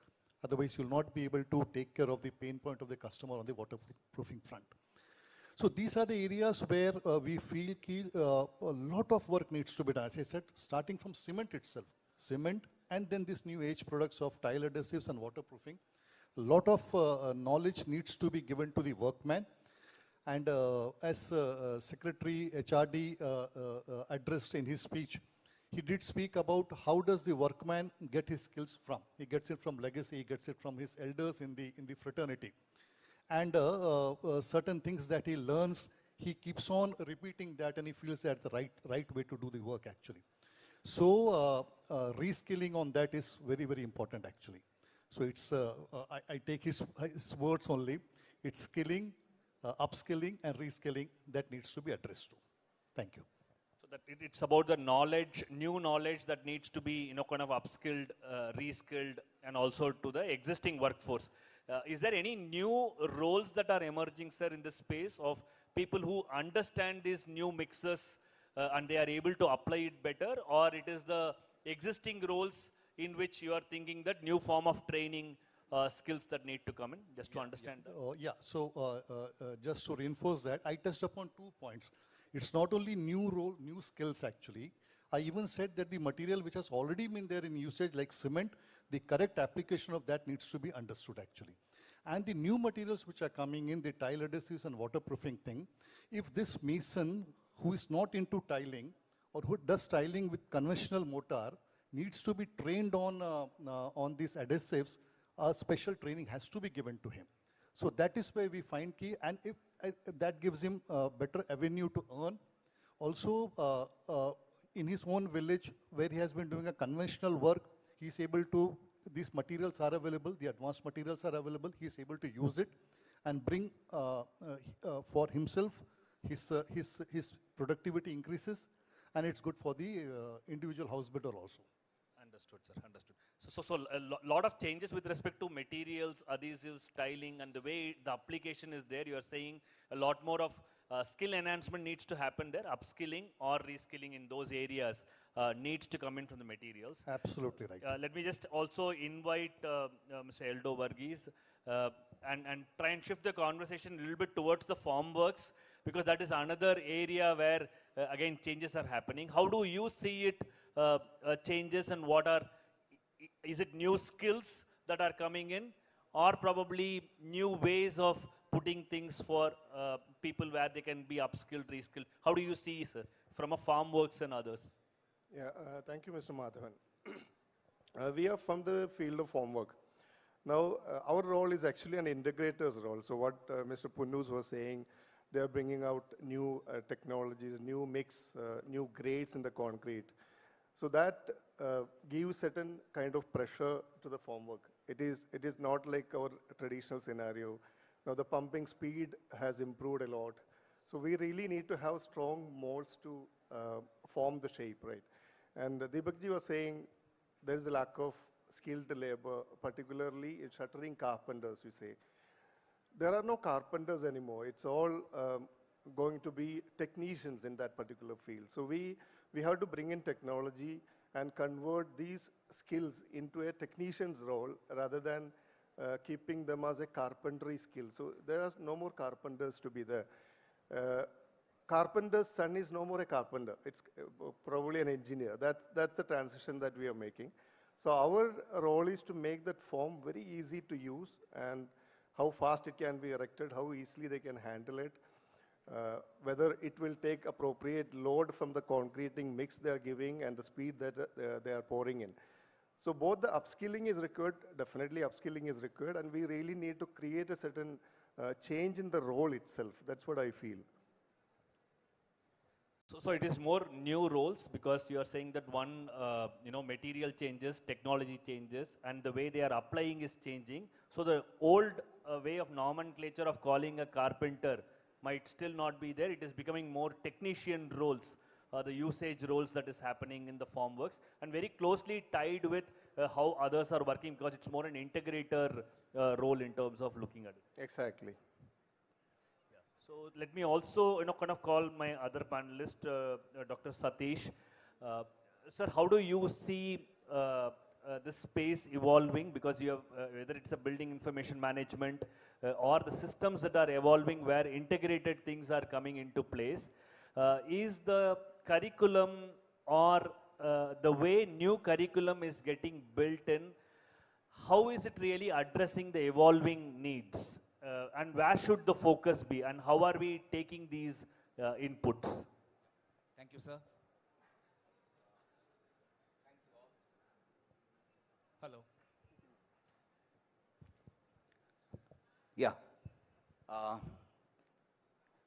Good afternoon to all of you. Myself, Dr. Satish. I'll be talking about the skilling which is required as far as the engineers and the workforce is concerned. What is the new technology that we are going to talk about? I fully agree with my fellow panel members, respected panel members over here, who talked about the materials, who talked about the construction technology, you talked about the formworks, etc., and all. Any construction which is going to happen, even if it is a good material, 100% quality material, if the workmanship is bad, the construction will not be having that much quality. Here we are talking about the skilling of the mason. Here we are talking about the skill which is required for a plumber. Here we are talking about the skill which is required for a formwork engineer. If the workmanship is bad, if you don't know what is the purpose he is doing, the entire quality will go bad. Simple example. Suppose we are pumping the concrete. The workman who is working over there must know from what height he should pump. Otherwise, if he is pumping erratically, then the concrete will lose its quality and segregation will happen and the entire quality of the concrete will go out. Suppose we are doing the bar bending, as well as the bar benders are concerned, they must know what is the need of the top reinforcement as far as the slab is concerned. If they don't know what is the need of that particular top reinforcement, they will be tying just like a bottom reinforcement, and the entire reinforcement structure will go out and results in the bad quality of the concrete. As such, I am dealing with the core engineers, civil, electrical, and mechanical engineers. A little bit I want to talk about that one also. Any engineering which is coming out now, the maximum will be only IT engineers we can see. Any colleges we are having only 15 to 20 seats in the core engineers and all. So what evolvement we must have in this particular sector? They must know about the modern technology of construction. They must know about the sustainable construction. They must know some knowledge about the building information modeling. And that is how not only a technical expert is coming out, he must be able to manage the project, because an engineer is going into the site to manage a project. As far as the workforce is concerned, they must know, like my respected panel member has told, what type of cement we have to use for what type of circumstances. In Hyderabad, we can use for ordinary Portland cement. In Vijayawada, we have to go for, since it is a humid atmosphere, we have to go for Portland Barcelona cement. And this type of knowledge must be there for the workman who is working there in the construction industry, and why we are opting for this type of modern technologies and all. As such, safety is the most important aspect. Sir has told about that one. Now, the new technology which is coming out, IoT in construction, it is not only going to be a software engineer who is going to learn IoT, building information modeling, as such, etc., and all. It is the core engineers who will be learning all these things, and they will be implementing in that particular project. And that is what is happening, sir. Modern methods of construction, modern technologies are coming up now, and all these things will enhance the future of a core engineer. So all these things we have to take it up when we talk about the skilling and upskilling and reskilling of the workforce. Sir, it's good to see a common consensus in terms of there is a need to redefine the role, bring in newer practices, newer knowledge into workmanship to improve quality. That is something that is commonly coming across all the 4 segments. Let me also try and ask you from an industry perspective first. Again, I will just go in the same order to ask you, what is the expectation from this workmanship? Because one is to say these need to come inside. Today also there are projects that are happening. In two places, the expectations are set. One when they are kind of formally getting trained in an academy. Second, when they are formally working in a project.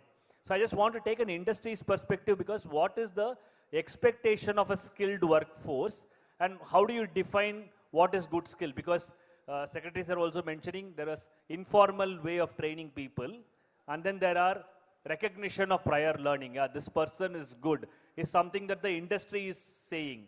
And will that become the standard? So I just want to understand in today's context, in this changing way, where is this formal skills coming from, and how are you recognizing that in terms of looking at it from an industry perspective? Yeah, for the industry perspective, the industry actually required the first day the workman reached to site, he can perform the work as per the skill set required. With the, in terms of safety, quality, productivity, these are the three parameters which is required in construction very much. And in the skill training, we have to revise our course curriculum regularly, and the course curriculum designed in such a way that the theoretical part maximum 10 to 15%, and the rest 80 to 85% only the practice. Suppose in form work, we are teaching them one exercise. That exercise should be completed in respect of safety, productivity, quality, minimum 5 times in his training duration. So that at the first day, when he go to site, he can perform from the first day in all respect with the productivity. Thank you. So it's like you're saying 80% is more in terms of hands-on learning that needs to be there, repeated, and ability to really look at quality of it, productivity part of it, and kind of doing it in a timely manner. That is one. I just want to kind of understand from the other two panelists also. If you look at the Siemens and mixers, is it more knowledge, theoretical grounding, conceptual knowledge and application, or you think that the existing people, existing workforce, are they more practice driven, and hence the skills need to be recognized that way? Absolutely right. It should be, for the workman that we are talking about, it should be more about hands-on training actually. So he has already been doing it. He got it from his, as a part of legacy. He needs to be told as to what is the quality expectations and how he can get it, and then how he needs to work safely at the site, give a good workmanship, because most of these products are not the end products. A cement needs to be converted to concrete. You need to apply the waterproofing compounds properly to get the advantages out of it. So, and he's already doing it. So he needs to be, it has to be a hands-on training. You were speaking about mixes actually. He has to be told that the quantity of cement that he is using, he can do much more rationalization on that actually. So all those things is possible, and it has to be a hands-on training only. Getting him into a classroom and giving him a lot of theoretical knowledge may not help much. It should be at the site or the way he's working. We take him there, and then we give him that sort of training. Sir, is it fair to kind of summarize if you say the measurement is not just knowledge measure, but it is more in terms of application, the safety metrics that is being followed, the quality metrics that is being followed, the efficiency of use. That is something that you need to kind of measure every time in the workmanship. So that's a pedagogical approach that needs to be there rather than a classroom. Is that what you're indicating? Yes, absolutely right. You have put it absolutely right. He already has this knowledge and he has been working on it actually.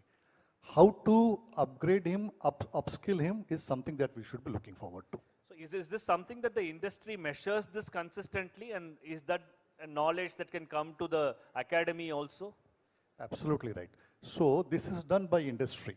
So since lot of, say if I take Ultratech Cements example, so we have around 2,000 civil engineers moving into the market right now, the team that I represent actually. So we do have an assessment of the quality of the workman and the workmanship that he's producing. So basis that, we devise our training modules. If you could put that numbers across right now, I would say that around 300 days in a year, we are training masons.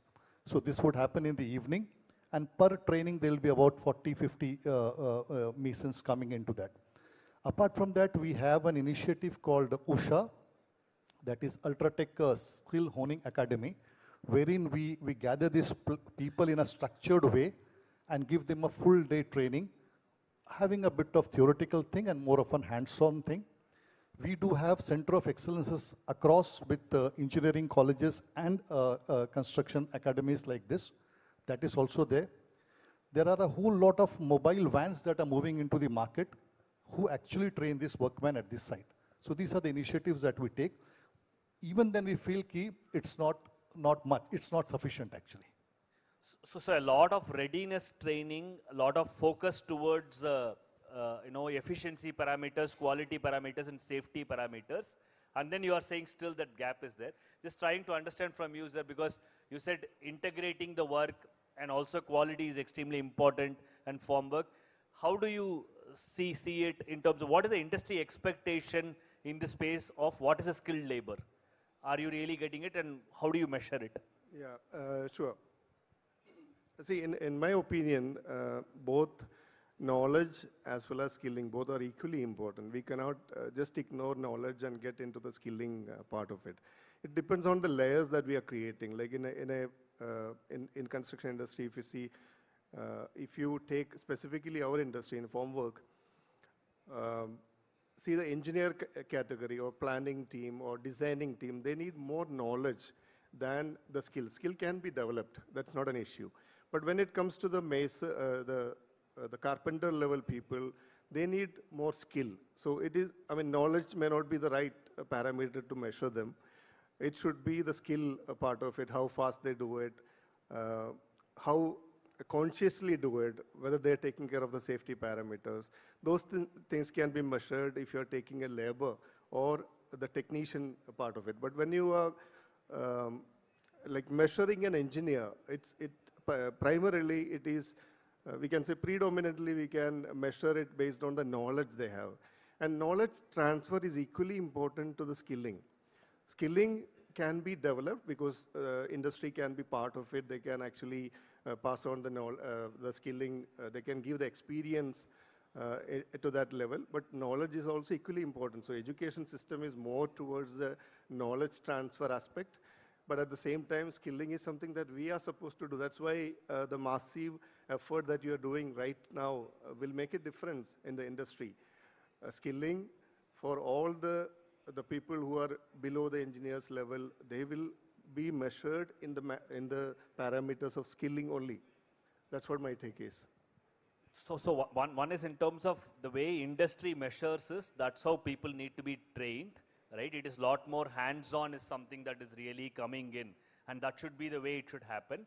Reinforced with new knowledge, because it's a changing industry, what is really changing in a material or the way it is getting integrated, that also should be parallelly drawn is something that I hear. Yeah, so just want to add on a point here. So like India is having average of 26 as an age, right? We have very youth population that we have.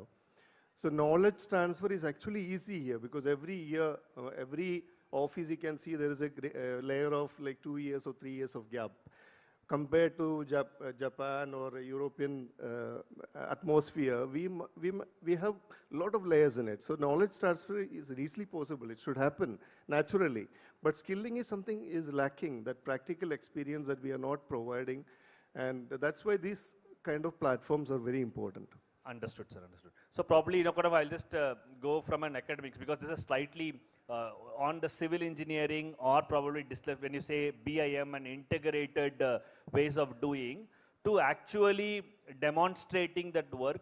Sir, how do you see this big change? So is there a real revamp? Because they are saying 15 to 20% of knowledge, 80% of applied skills and ability to measure and improve seems to be the way they are saying.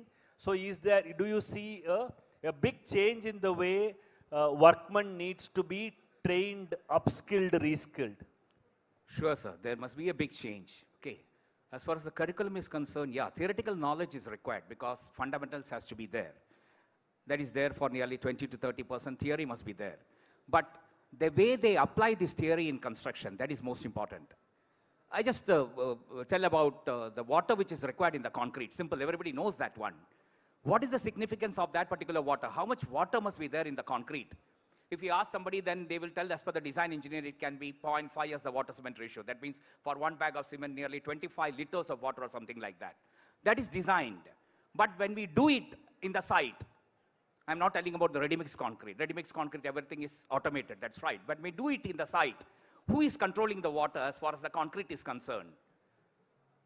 The man who is running the mixer driver, if he thinks that the concrete is not that much workable, he will pour water into that one. And that is considered to be something like a cancer to the concrete. Any extra amount of water that is added into the concrete will result in bleeding, and then that results in, seepage. And the quality of the concrete will go bad. This is a simple example. So theoretically, we will be telling this much is required, but what is the practical application of that one? Number one, what type of new technology which is happening nowadays? Formwork, aluminum formwork is happening. That is branded as My1 formwork or something like that. Within 4 days, we can remove the entire formwork system from a particular construction site. Otherwise, conventional formwork we have to keep for 7 days, 14 days, 21 days and all. So within 4 days, the entire formwork can be shifted from one place to another. And that results in, fast-paced construction. That is number one. Number two, precast technologies. Everywhere we are finding out precast technologies. It is not the normal conventional structure or technology which is happening. A building which has to be built is built within 10 days. It is happening. A tunnel which has to be built is built within a short time, where we are having a precast segment or prefabricated segments. And not only precast, prefabricated, that is the steel construction is happening nowadays. Building information modeling, as far as the new age is concerned, it will tell about how much planning we have to do, and we will be knowing it. Within this particular time, we can finish this particular structure. IoT will tell us about the safety in the construction industry, mainly for the workman force. A lot of accidents are happening in the infrastructure projects. So with the help of IoT, a sensor will be provided to that particular workman. So when we will move it to the unsafe environment, a beep will be heard, so that he will be knowing, okay, this is an unsafe environment. So that application must be known to that particular skilled workforce. So the practical application is most important. Theory is required, but practical application. Why we are doing that? That is what it is most important, sir. Fantastic. So I'm just going a little bit into solutioning mode right now, because we are saying new knowledge is important, 80% skilling is important, 20% of knowledge needs to be transacted. But sir, from your experience, again, we'll go in an order. What do you think is a practical solution? Because we want quality at scale workforce. So if we are trying to implement this in your view and the way the industry sees it, what is your solution to probably the government, to NAC, of how to make this possible? Yes, sir. Actually, all the state government is already working in this field. Sir is also told that they are going to set up the district level skill center. So we have to establish skill center at district level and improve the infrastructure and course curriculum revision, I think, as per the demand of industry. And another one thing, that how we can change the mindset of our rural youth or our youth, so that they can come in this industry and can train and can work. Because right now we are also facing that we have infrastructure, but the person is not interested. Youth are not interested to work in construction field. So this is the main challenge. So how we can, means the industry can be, incentive can be given by the government to the workman or to the industry. That can be, scheme is also, I think, more useful. So from a policy level, one in terms of ensuring there is sufficient incentive for the workmen to get skilled. That's one part of it that is clear. So from the industry, and when you say you are working together between the industry and the NAC or with the training institutes, just want to say practical solution, how can the industry be more at the forefront? Because you said 80% is hands-on, apprenticeship is possible, and it needs to do at scale. Is there, how can the industry participate better? Is there a, what is your, some recommendations to a solution of how we can bring industry more at the center, rather than, training institutions taking something and the final end workman not being performing to industry standards? So how can this gap be bridged? Because I think, will the industry come forward? What could be some solutions for industry to participate better in this solution? From each one of you, my question is, the solution is, what can happen from the industry? What do you think that the government should be doing so that they are creating an enabling environment, either like what you said as a workman or an incentive, in your view, so that it can happen at scale? I'll take it. Yeah. So before I come to this, a small incident that I like to tell over here. In one of our visits to a irrigation site, along with my colleague, he's here right now. So we went to an irrigation project actually, and we were asked to wait for some time because there was a serious meeting going on within the senior civil engineers there. And when we met them, the civil engineer told us that the issue was regarding a concreting which happened maybe a day before or 2 days before, wherein the fall was from the top and a lot of honeycombing has happened. And to plug that honeycombing, concreting will not help now. What needs to be done was getting discussed. And then since we were there, they asked us, do we have a product on that? We told them we do have a product on that, and that was brought into that irrigation project, and that got done over there. Now this is where, so this type of knowledge transfer actually, wherein these products are there which can take care of the pain points of an engineer, needs to be given to an engineer as a knowledge, and the application part needs to be given to the workman. So industry feels it very, very strongly. Most of the products that we are bringing in right now would require this type of a knowledge transfer. So as a representative from a private sector, we do feel that we have a major role to play in this in collaboration with the government. So if at all an initiative like this happens, this is only going to help the construction fraternity in totality.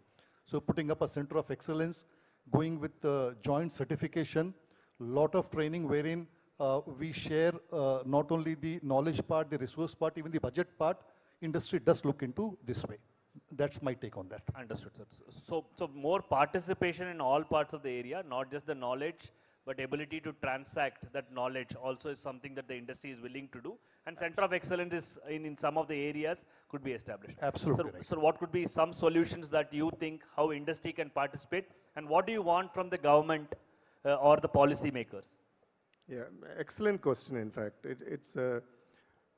why do we do this skilling? There are only two purposes for it, right? One is making them employable, and the second one is making them entrepreneurial, right? There are two objectives of it. So when you make them employable, the practical experiences or the knowledge transfer can definitely come from the industry. And even the industry, for example, if it is our formwork industry, definitely I can recommend those who are capable of getting an employment to my own customers as well. So we can place them somewhere. We can actually give them access to the employment also. It's not just making them employable, we are giving them accessibility to the employment as well. So we have defined a clear curriculum. How do we get into this particular skill development program? And what layer, say if it is a formwork engineer, how do we, what are the areas we need to cover? If it is like a normal technician, which I mentioned, instead of calling them as a labor or worker, I would like to call them as a technician. So technician level, what sort of curriculum we need to cover it? Can it be like a weekly course or maybe a 3 months course, or can we extend it to a 6 months scenario? And based on their capabilities, based on their grading, can we do a joint certification? And with that recognition, can they approach somebody? Or can I take, on behalf of them, can I get into some companies and ask for the job for them? That's what industry has to do. It has to be initiated. We are not very late. We have to just do it now. Otherwise, none of the youth will come forward for this kind of jobs, I can say. Understood, sir. Understood. So somewhere down the line, what Secretary was also mentioning in terms of naipunyam or unpacking, ability for the industry to lot more participate, ensure that information is reaching, enabling for either a livelihood or probably kind of employment scenarios. Industry should be a major participator in those things, contributor. I should not say participating, contributor in that. Professor, if I just ask you in terms of, because somewhere the training institutions have been doing certain kind of pedagogical things. So if, what could be the solution to do this quality at scale? Refocus more on, the 20% knowledge, but then ability to practice that skill and mentoring, and what could be the role? How should the role of the training institution change? Because if we go with the erstwhile mindset, I will teach you all, the model is not going to work. So how should it change? And what is the solution that you see in applied industries like construction? Yes, sir. Yeah, applied industry in construction. Yes, training is most important, sir, as far as the technician is concerned. Training should be made in such a way that it should be designed in such a way that some classroom coaching can be there, but the application of that particular thing in construction, that has to be taught, that has to be deliberated in detail. So a technician will be knowing why this is required. That is most important one. I just told you some of the examples of that one. Even the training for nearly 1 month or 3 months, whatever it may be, a certificate which is given to them, they must be tested actually. It should not be like somebody coming, technician coming and attending a training workshop for 1 month and going out with a certificate or something like that. They must be tested, and they must be tested vigorously in the industry to see that what knowledge they learned from that particular training. And whenever they got some, joint certificates like this, and they must be given incentives also. Like sir has clearly mentioned that technicians are not coming forward for construction industry. That is right. And everybody knows that infrastructure is only growing up, and a lot of skill is required as far as the infrastructure is concerned. A lot of workforce is required as far as infrastructure is concerned. And we need quality technician, quality engineers and all. And for getting the quality workforce, for getting the quality technicians, they must be told the importance or the practical application of these training in the construction projects. Then if they are thorough in that one, and it is sure that the construction industry, as far as the technicians, will be booming and people will be coming out. One more thing, as far as the incentives is concerned. Yes, sir. A civil engineer who is coming out from a particular college with a BTech degree or something like that, nobody wants to go into the construction job. He may be going into a software job. Why? Because his friend who is studying computer science may be getting 30 to 40,000. That also matters. And when you come to the construction project, you may be getting a meager of 10,000 rupees or something like that. And that is how parents, they may not be sending them. So a civil engineer or a core engineer who is coming out, or a technician who is coming out, must know what are the latest developments which are happening as far as the construction project is concerned. And if he is able to manage that with 1 or 2 work experience, my esteemed fellow panelists will tell that what enhancement as far as the revenue they are going to earn in 2-3 years. Expertise, that is most important. Got it. Got it. So somewhere, Professor, one question that keeps coming is, who is going to train this workman? Because I was just trying to understand, some part of the knowledge is coming from the faculty. Is the trainer going to be a practitioner from the industry? Is the trainer going to be a faculty who gets trained by the industry to train the learner? So in this kind of an industry, it's not pure knowledge. There seems to be an application of the knowledge in that context. So how do you think that the faculty needs to orient themselves for this workman? Is that a solution or is that a challenge? As far as the in-house faculty is concerned, who is purely into academics, it will be a challenge, sir. What I mean to say that an industry expert must be there to train. I told you, theory, yes, a faculty can teach the theory. But if he is trained, or if he has worked somewhere and come over there as a faculty or something like that, then he will be able to train efficiently. So a faculty who is in the core branch must have some industrial experience also, and that will give a better input as far as the training is concerned. Got it, sir. Got yes, it. So largely I was just trying to see in terms of industry participation, but also there seems to be a way in which training organizations need to reorient into this entire architecture so that they will be able to address. Probably one last comment from each one of you. What is some immediate challenge? Because while there is a long-term thing of getting onto this platform, looking at the next 12 months, 12 to 18 months, what is some immediate challenge that needs to be addressed jointly in this platform? If each one of you can tell what could be that priority area, high priority area, imminent challenge, which will help, because each district is going to open up the center. What is one challenge that they should be solving for? Yeah, main challenge is the sourcing of candidate. Next challenge is the trainer. Trainer is not available. So we have to start the training program for the trainer, particularly in the construction field.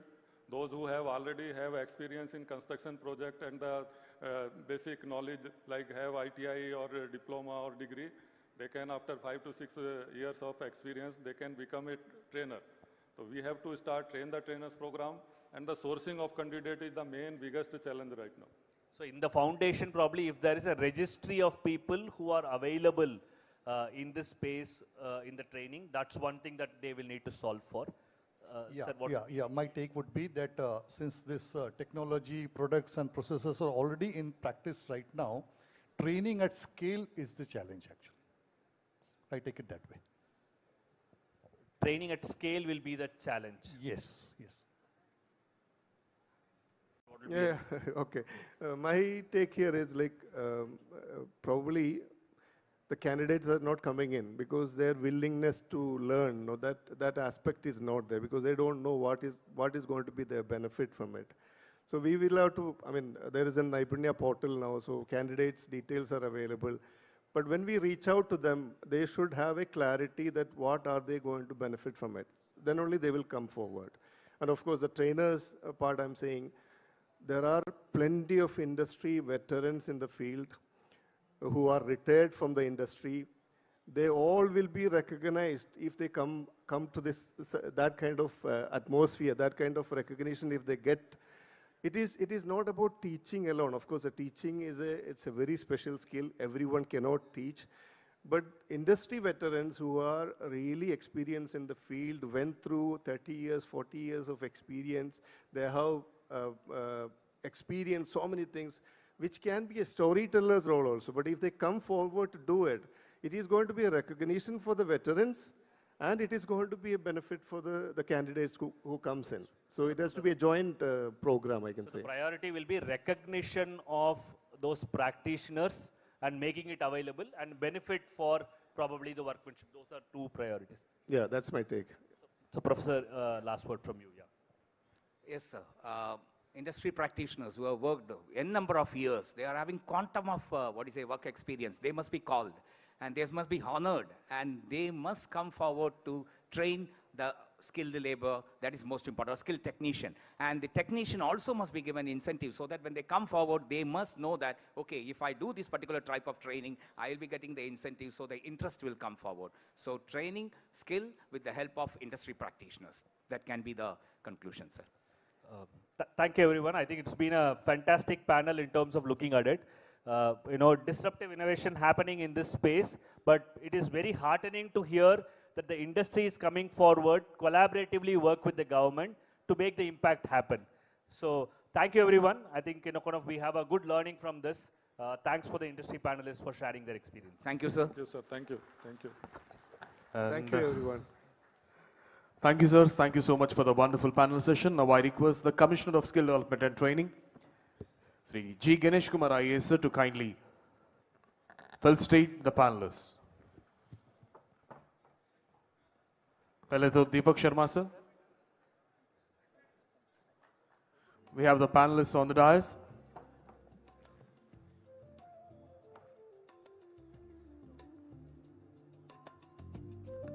And Punos John Gar.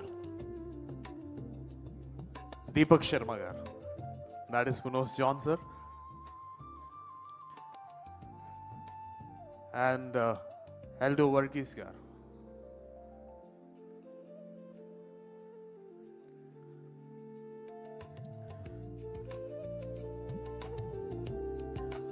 Also Dr. Satish Kumar Garu.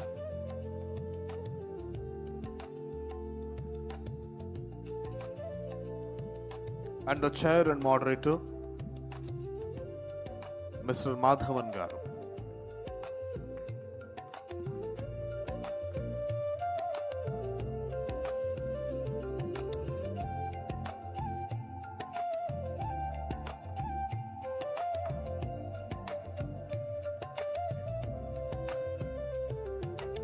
Thank you, sir. Thank you very much.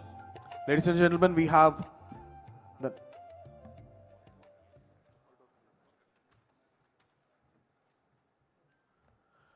the next session on design and architecture, evolving architectural practice, skills for design, delivery, and sustainability. This is Hall 1. Next session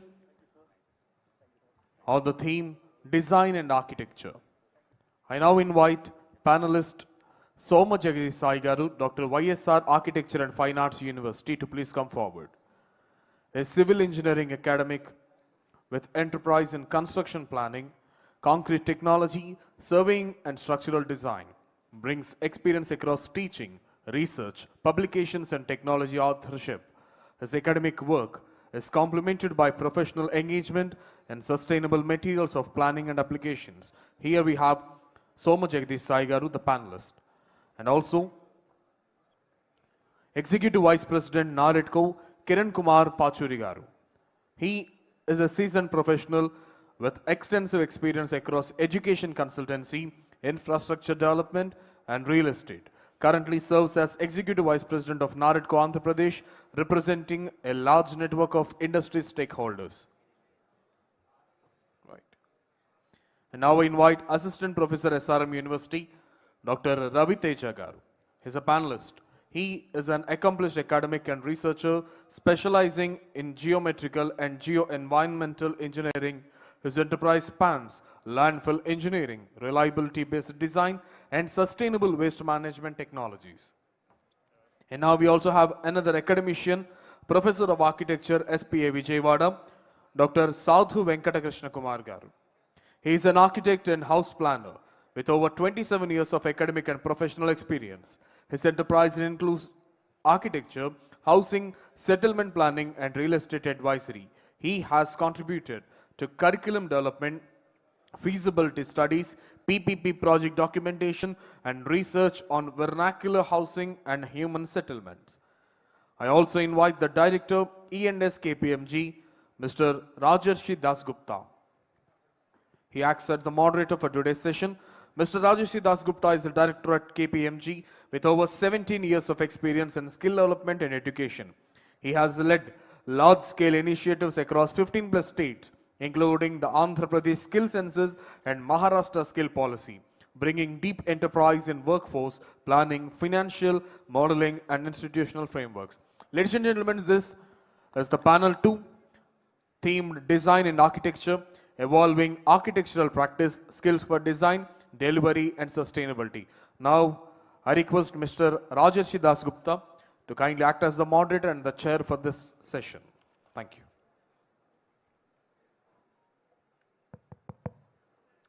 Thank you so much. Very good afternoon to all the esteemed panelists. It's truly an honor for me to moderate a session full of such eminent panelists.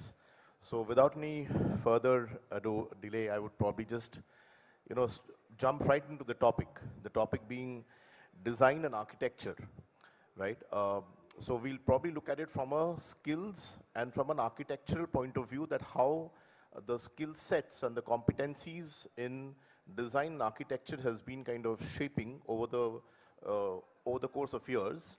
And this comes at a time when our country itself is witnessing massive transformation in the entire construction and the urban transformation space, right? So from that perspective, what I would probably like to hear from each one of you is, just as an opening remark, that what is it that you would also see as this transformation from your lens, for the country, because we talk about Viksit Bharat, right? So from that lens, that how is this design and architecture kind of shaping into a Viksit Bharat kind of a dream that our entire country has? So, sir, if you may kindly start. Thank you.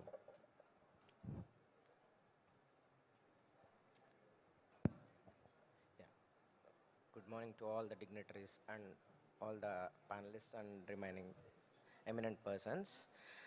In my view, in olden days, architecture and all these things is related to just drawing and 2D modeling.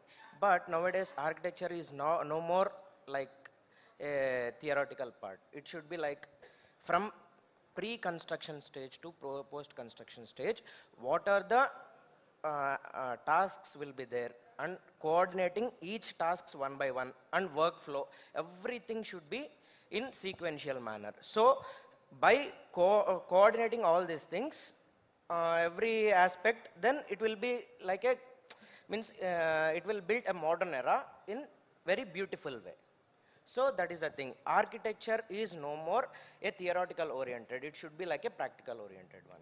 Right, so thank you so much. I think what point you're very correctly emphasizing is the entire traditional architecture is changing, is evolving with time and pace. So that's a very well made point, sir. That's something that I would take note of. Sir, if you can kindly share your views. Yeah. Good afternoon, everybody. Myself, Kiran Parchuri. I am the developer actually. As a developer, my firm name is Square Infra. As a developer, we need across the table all the architects and civil engineers, even MEP professionals, even other landscape professionals also. Here, at the implementation stage, here what you said is everybody used to say this National Academy of Construction. Its main motto is skilling, upskilling, and reskilling. In that way, if you see even our HRD secretaries are also said about the Naipunyam. If you see majority the training areas, majority trainings are going for this IT, even other professions. But if you take this construction side, the skilling is very less, sir. The training professionals also, the training also it's very less. If you take the example of these architects, theory-based learning is more. Instead of their practically learning is very less actually. While doing their architecture or civil engineer or MEP and other courses, they better to involve with our construction sites also. Majority construction is going on across India. If you see the cities, even other rural areas, even other district areas also, apart from this theory-based learning, this practical-based learning also important. Anyway, they are going to, what Sari said, from the basic stage, from the design stage, they will develop all sort of drawings like architectural design. Even this architectural design also, they need to integrate everything. They don't see only this, how the building is going to come, means the vision and all, that is fine. Along with that, they need to integrate this civil structural drawings, are they executable? At the same time also, they need to insert this MEP drawings, at the same also landscape drawings. That's my vision, sir. Right, sir. So I think the point you're very correctly making is the skills part of, the practical part of learning needs to happen, needs to be augmented than the academic part of learning. Very well made point, sir. We'll take a note of that. Sir, if I can just request you to share your views. Yeah, good afternoon. So now we are in a stage where our construction and design is rapidly shifting from isolated 2D design to an integrated BIM modeling. So now the engineer is not only the person who can draw and deliver the drawing, he also needs to coordinate and integrate with the different stakeholders once from the initiation of the project till execution.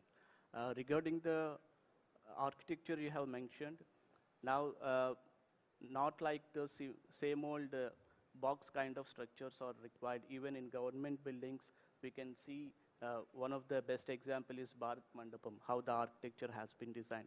So now, along with the safety and quality, the architecture is also coming into the picture, where there is a major requirement of the BIM experts who needs to design this.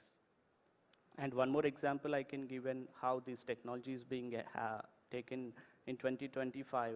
Karnataka government has announced that they are shifting from chain surveying to the GPS-based measuring the coordinates for all their revenue sites. So this is one of the shifting from traditional approaches to the technological-based innovations.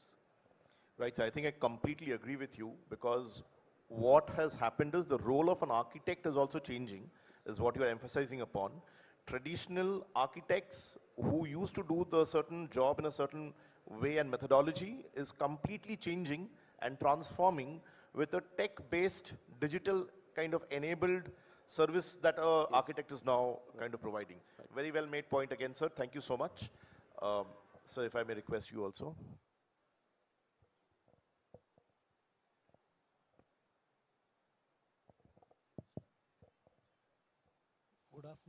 Good afternoon all. Myself, Krishna Kumar. and it's a beautiful panel with diverse persons and diverse ideas. As an opening remark, I would like to say that it is very popular and very convenient to say that industry and classroom should be aligned and there should be a very healthy interface. But when it comes to reality, especially representing architecture institutions, there are about 420 institutions in India as per the records of Council of Architecture. Out of these, there are at least 100 different schools of thought. 420 schools and 100 different schools of thought. All the schools of thought are rich enough, while the reality is architecture used to be lauded as a mother of all arts. That has been a traditional and ever-living eternal statement. From that, the departure is towards calling architecture is a building science. That means we are trying to move from something which is emotional to something which is measurable and provable. So this shift, many institutions are probably not in line or yet to fall in line with this transformation from being mother of all arts to accepting architecture as a building science which is measurable. Thank you. Thank you, sir. That's an excellent point you've made, and quite a thought-provoking also, if I may say this, that architecture is transforming from mother of arts to science. That's excellent point, sir. So in this context, sir, let me ask you another question. 2026, you cannot talk anything without AI, right? So the way AI transformation is also happening in every sector, do you think conventional architecture or the way architecture was taught in colleges would remain the way it is, or the entire definition of an architect would change given AI kind of a transformation? And what are the transformations that you see, sir, in let's say an architect of 2036 or 2047 as we are kind of looking at Viksit Bharat? Yeah, let me continue to share my ignorance. Honestly, I think by 2036 or even 2047, my dream is that AI, at least in the field of architecture, industry related to architecture, AI should be rephrased as architectural intelligence, because architectural intelligence comes with a built-in thought. How can you intelligently manifest architectural thoughts into ideas which can be translated into reality? Now, coming straight to the point, what could be the changing scenario, or what could be the shift in terms of what we are doing now to what we would be doing then? As of now, artificial intelligence, I repeat, artificial intelligence is being used as a tool by most of us students to probably limit their thought process, not as an institution of School of Planning and Architecture, Vijayawada, but students per se are trying to carry a misconception that a little thought can germinate a big tree and they have to do less. But once bitten, twice shy, students have very quickly understood that artificial intelligence enables them to churn out more alternatives. But the parent thought should be as pristine and as genuine and as an outcome of sincerity. So AI can make inroads into architectural thought process in a limited way right now, but maybe in the years to come, things probably would change. The authenticity of an architect or thinking of I'm not trying to be passionate about architecture. I'm trying to be as realistic as possible, at the same time maintaining empathy with the mother of all arts. Right, so you're basically saying AI will not replace an architect. AI will not replace an architect, but AI will probably transform the way how architects fundamentally has been working, and the way of work would change, right, sir? So in this line, I would like to ask you also kind of a question, in the sense that future architects, will they be drawing buildings, or they would probably be designing intelligent systems? As sir said, that architecture intelligence, AI, will a future architect be again drawing buildings or kind of designing systems which would actually enable them to draw buildings? So there was a study which says that by 2035, 60% of the traditional work done by the architect will be replaced by AI. Okay, and so they will not do no more drawing or drafting, but instead they will use AI as an intelligent technical assistant, and their work is more based on integration with the different units and then execution the project. So their routine work will be replaced by the AI. So they are becoming more coordination and integrity based architects than the regular draftsmen. Right, sir. So that's also a very interesting point you made. I think I'll take a cue from what you said, sir, to you, sir. So in today's kind of a curriculum that is taught to students, are you teaching something that probably will not exist in the next 5 to 6 years? Because a person who gets into college today, undergrad, would probably in 5 or 6 years hit the workforce and start working.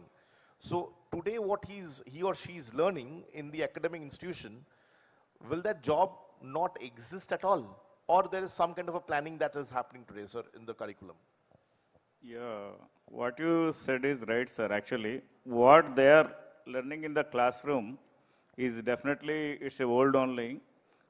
So many different trends are coming up in the technology wise, even the construction side also. They need to update it practically. Anyway, at present days, we have a very good platform, what you have said, artificial intelligence. Yeah, majority expertise, they dumped so much of knowledge into this online platforms. What AI will do, whatever the thought process we have, just we need to give some inputs to this AI that will give better output to us as per our ideology and all. In that way, the students who are all into this architectural or some other like civil and other engineering graduates, they need to get the latest knowledge and all. But classroom-wise, that is basics is compulsory. Basic fundamentals, that won't change actually. Whatever the trends means, the design style or other whatever the latest technologies are coming up in the construction technology, even the building materials, even latest what we are discussing now about the green practices, green building certifications, everybody they are saying. Means in this green building certifications, what majority, even our Chief Minister Chandrababu Naidu garu also saying, net zero practices, means what? Net zero energy, net zero water, even this net zero carbons. In that way also, they need to upgrade their technology. As per their passion, they can learn more. Even you see many other volunteer organizations also there, associations also there. I am from the NAREDCO, National Real Estate Development Council. This is established by Mahua, Minister of Housing and Urban Affairs Minister. He is our chief patron actually. We deal with mainly with the policy making for this building rules across India. What are the best rules we can get as per the market demands and all. In that way, they can upgrade it as per their passion and requirements and all. That's what I say, sir. Right, sir. So you also agree that industry is changing faster than how the curriculum change is kind of happening. So that bridge needs to happen. So with that, sir, I would like to ask you also, sir, in your institution, how are you trying to bridge that gap? Actually, our institution is based on hands-on experience, sir. Even our curriculum is designed as 50% of the thing is theoretical and 50% is related to hands-on experience like assignments or field visits or such type of things. So what our motto is, it is established in 2020, sir. Actually, it is not even popularized because of some land issue or some other things. But it is a state specialized university. It is, we have many multidisciplinary courses. So in regular technical institutes like any JNTUs or any other Andhra University or some other kind, we find civil engineering and all these things. But in our university, we have different multidisciplinary courses like we have ABARC. After that, BTech in Construction Technology Management, BTech in Building Technology, BTech in Digital Techniques for Design and Planning, such type of all these courses are there.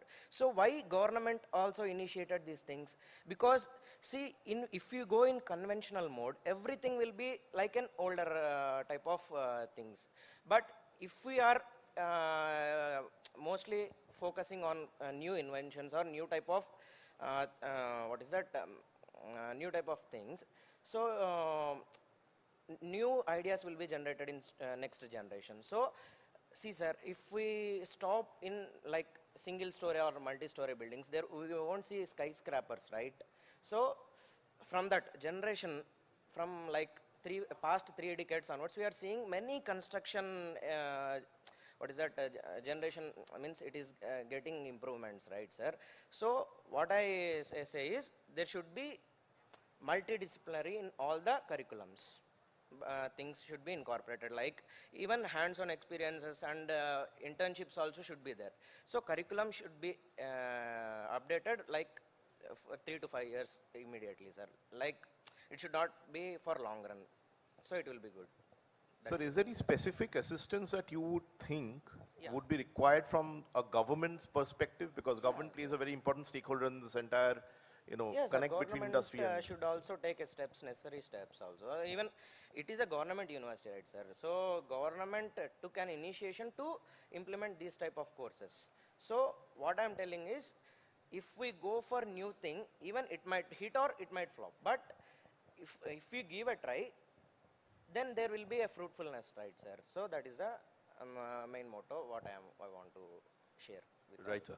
Thank you so much for that point, sir. So I'll come to you now with some data points. Like you also mentioned some data, sir. So it is said that 65% of our country's population is below the age of 35, right? And it says that the construction sector contributes to about 9% of the country's GDP.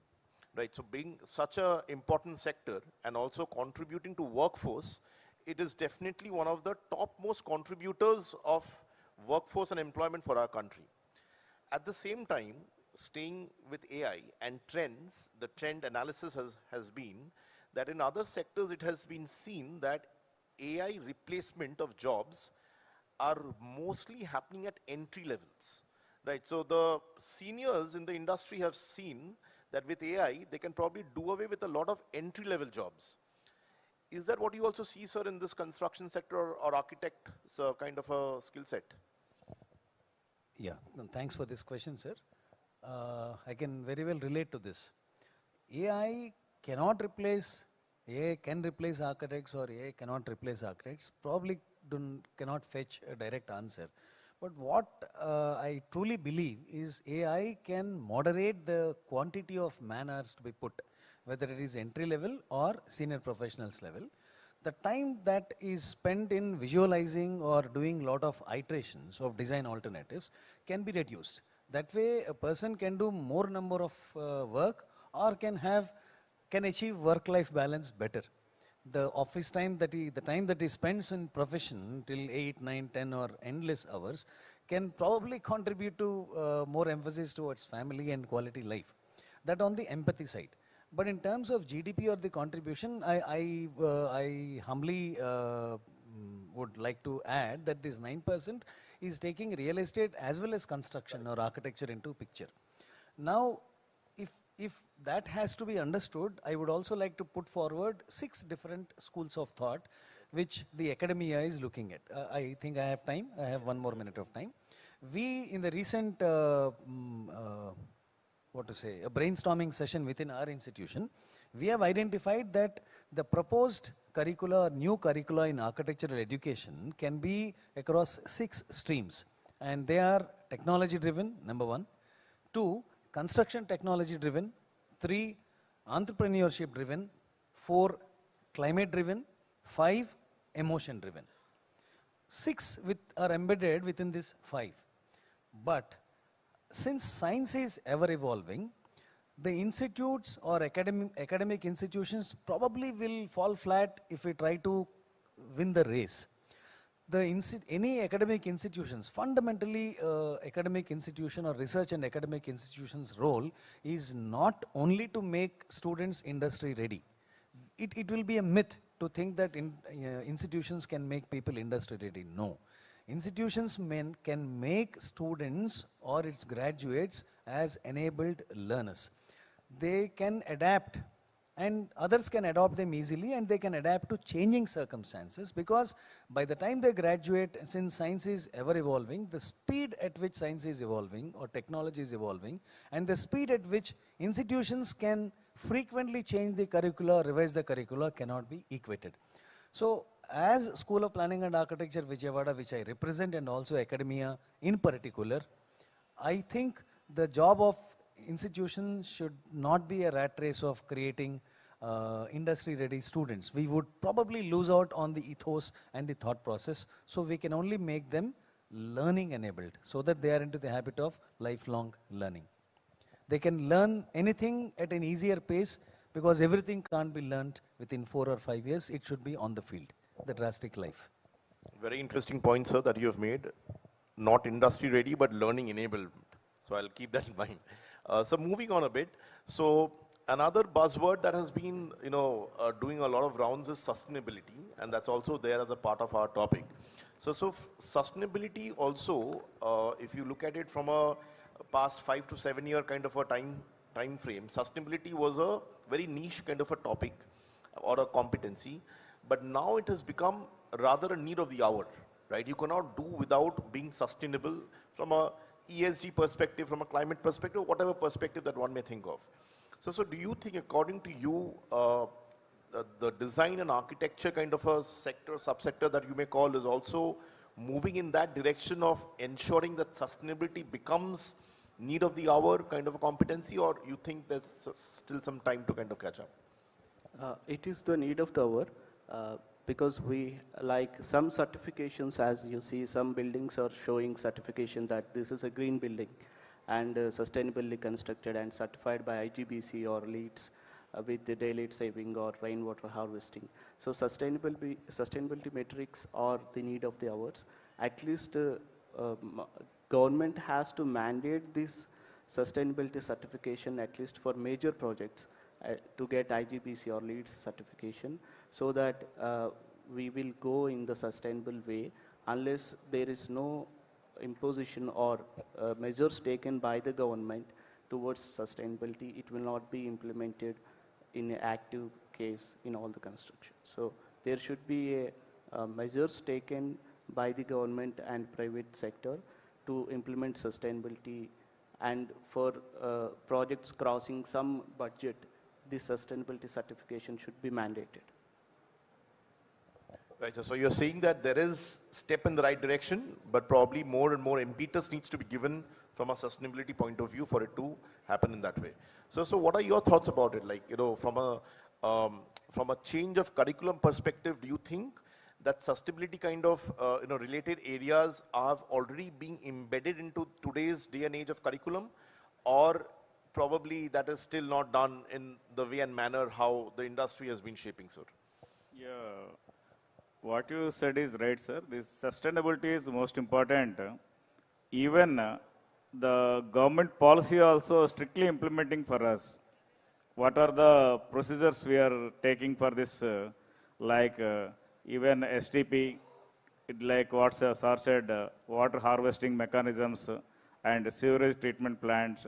At the same time, this energy efficiency measures, and also in the construction, main part is this building materials.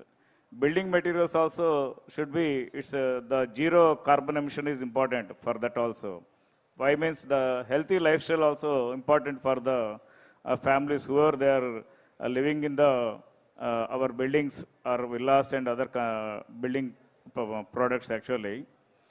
So this sustainability wise and also long standing, mean to what everybody is saying, no, recycle and reuse, that is also main important. Here, we need to secure our nature also. Nature in the sense, energy is most important. At the same time, water resources are very less for us.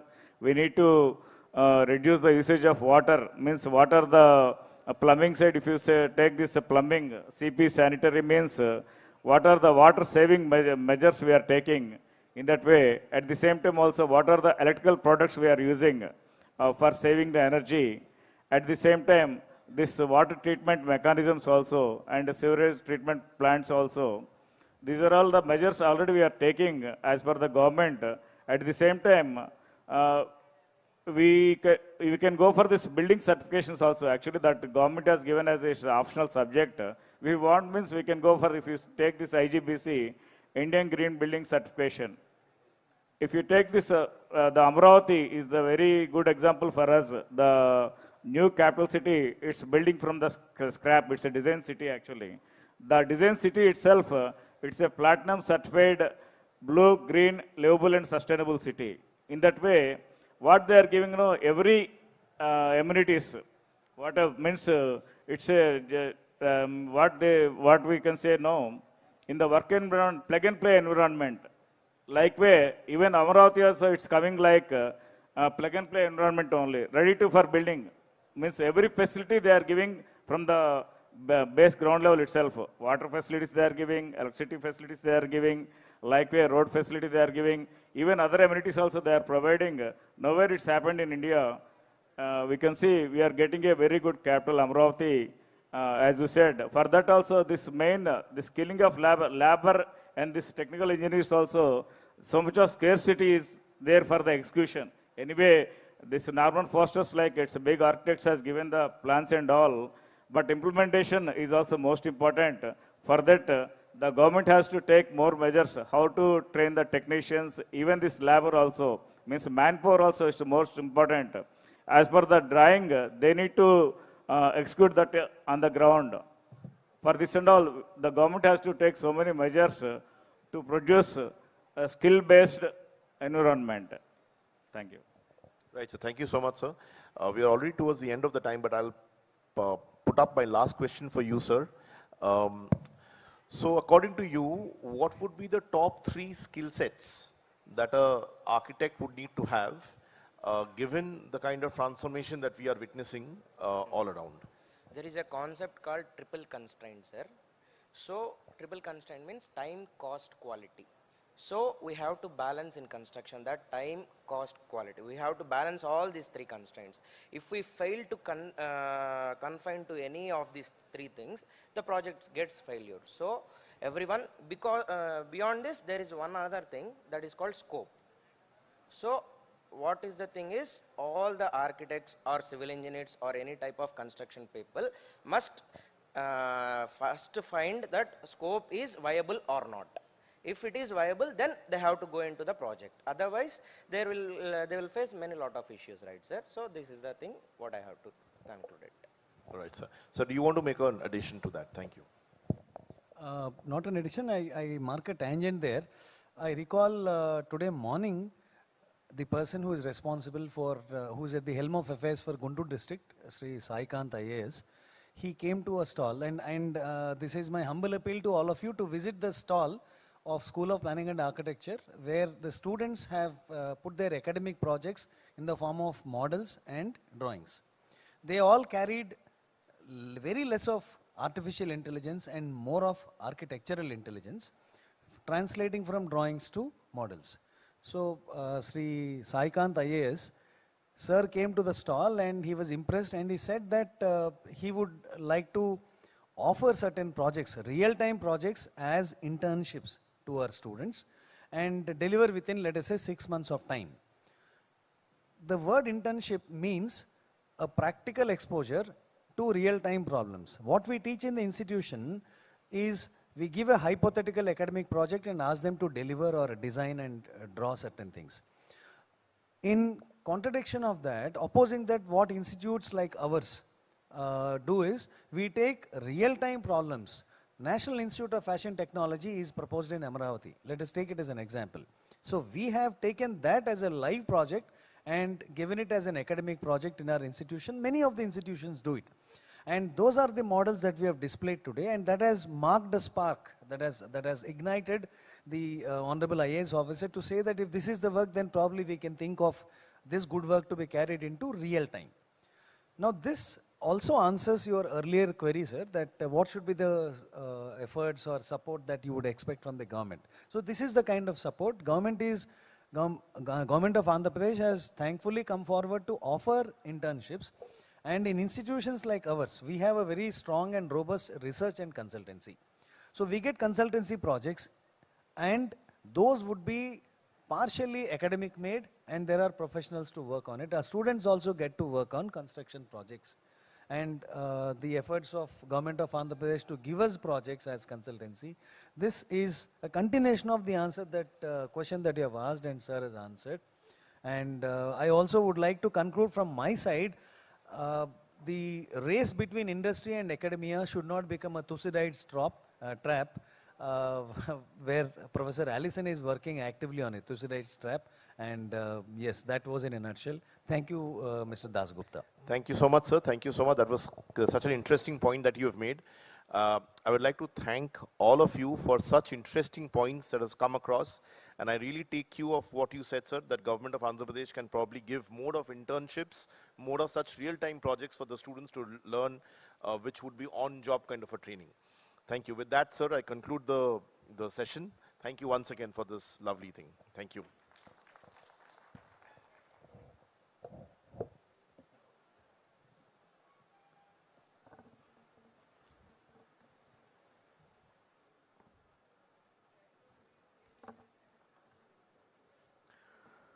Thank you, sir. Thank you so much. That was a wonderful session on design and architecture, evolving architectural practice, skills for design, delivery, and sustainability. Ladies and gentlemen, now I request the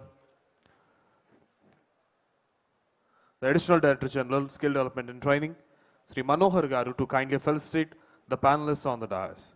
Firstly, Dr. YSR Architecture and Fine Arts University panelist, Soma Jagadish Sai Garu.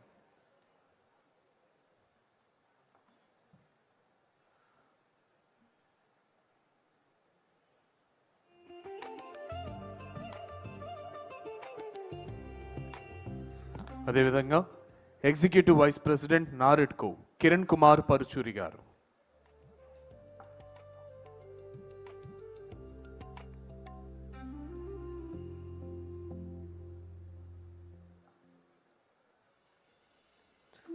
అదేవిధంగా panelist assistant professor SRM university doctor Raviteja గారు.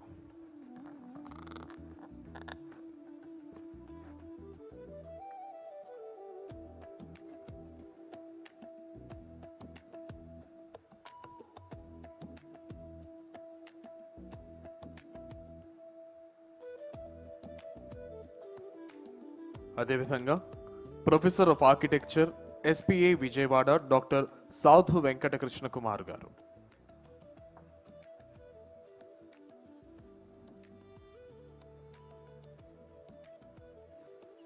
And also director E&S KPMG mister Rajarshi Das Gupta గారు.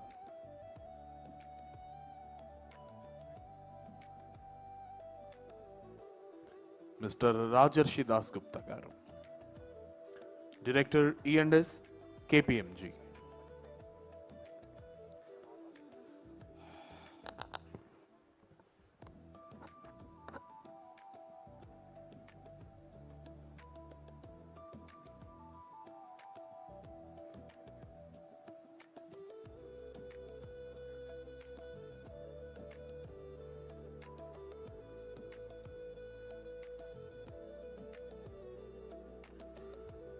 Ladies and gentlemen, now I request you all to kindly proceed for the lunch. Lunch, just a minute. Just a moment.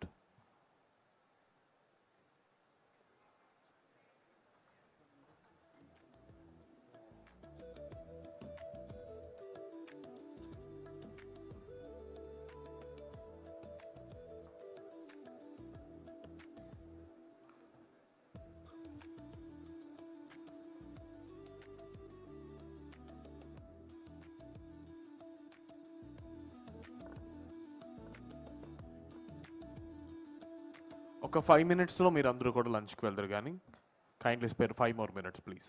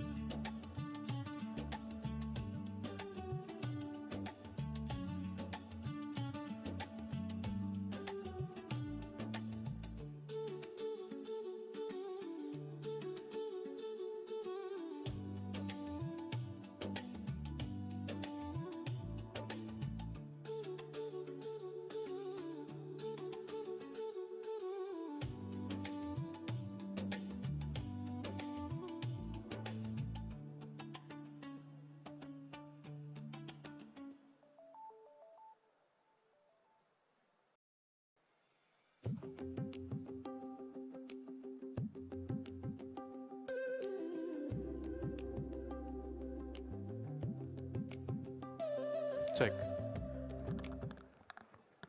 Right, గమనించాలి. I request everyone to kindly proceed for the lunch. And small announcement, ఎవరికైతే yellow tags ఉన్నాయో, yellow tags ఉన్న వాళ్ళు మీరు స్టేజ్కి left side వెళ్ళాలి. Yellow tags కాకుండా white tags ఉన్న వాళ్ళు కొంచెం రైట్ సైడ్. మెనూలో ఎట్లాంటి చేంజ్ లేదు, same menu everywhere. No worries, ఇక్కడ ఏదో కొత్త వెరైటీస్ ఉంటాయని ఏం కంగారు లేదు. మెనూలో ఎట్లాంటి చేంజ్ లేదు. కాకపోతే మన దగ్గర ఇన్వెస్ట్ చేయడానికి వచ్చిన ఇండస్ట్రియలిస్ట్ అండ్ మనతో కొలాబరేట్ అవ్వాల్సిన ఇండస్ట్రియలిస్ట్కి just a sort of honour on behalf of Andhra Pradesh government, అంతే. దయచేసి ఎల్లో ట్యాగ్ ఉన్న వాళ్ళందరూ లెఫ్ట్ సైడ్, వైట్ ట్యాగ్ ఉన్న వాళ్ళందరూ రైట్ సైడ్కి వెళ్ళవలసిందిగా అభ్యర్థన. అక్కడ కూడా ఏసీ ఉంది, ఏం కంగారు పడద్దు. ఎండ చాలా ఎక్కువ ఉంది, hottest day of all times. ఎండ చాలా ఎక్కువ ఉంది. మీరు భోజనం తీసుకొచ్చి ఏసీ కౌంటర్ దగ్గర మీరు కూర్చోవచ్చు. ఎల్లో ట్యాగ్ వాళ్ళు, the people who are with yellow tags are requested to kindly proceed for the lunch, which is located from the left side of the dais. Thank you. Kindly remember, this is a working lunch. దయచేసి గమనించాలి, ఇది working lunch. మామూలు లంచ్కి working లంచ్కి తేడా తెలుసని అనుకుంటున్నాను. మామూలు లంచ్ అయితే చక్కగా కబుర్లు చెప్పుకుంటూ 1 గంట 2 గంటలు తిన్నా పర్వాలేదు. ఇది వర్కింగ్ లంచ్ కాబట్టి బిలో 1 అవర్, ఒక 45 మినిట్స్లో ఇంకా సెషన్స్ ఉన్నాయి, ఇంకా ప్యానల్స్ ఉన్నాయి కాబట్టి టకటగా తినేసి టకటగా వచ్చేయవలసిందిగా అభ్యర్థన. Thank you so much.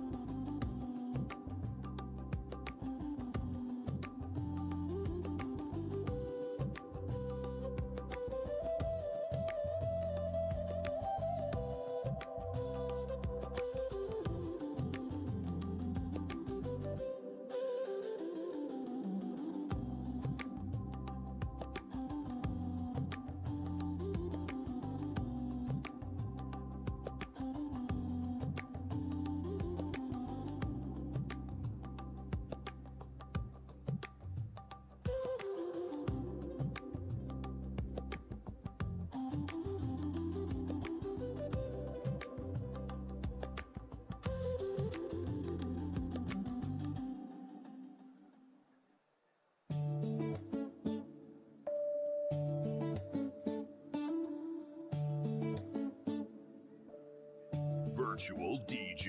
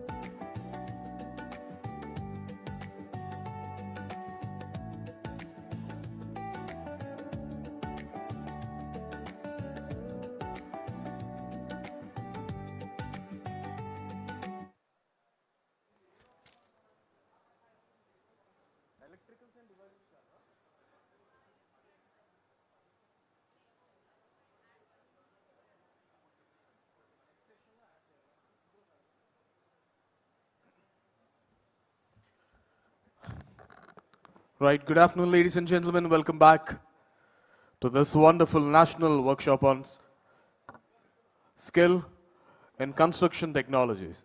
Right? Hope you all had good lunch. చక్కగా భోంచేశారు. Right? Post-lunch sessions are very critical sessions. So, చాలా ఇంట్రెస్టింగ్ టాపిక్స్ అన్నీ ఉన్నాయి. ఎందుకంటే చక్కగా మటన్ బిర్యానీ తిన్న తర్వాత one good nap solves all problems అన్నట్టు. Right, so that to overcome that we have put wonderful and interesting sessions on electricals and devices, evolving electrical skills from wiring to smart devices and integrated systems. Ladies and gentlemen, now I invite the panelists onto the dais. Panelist Dr. S. Raviteja Garu, Professor, KL University. Right.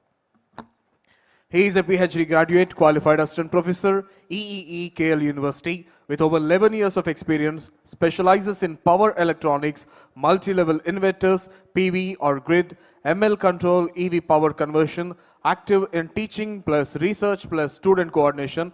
He is none other than Professor Dr. S. Raviteja Garu.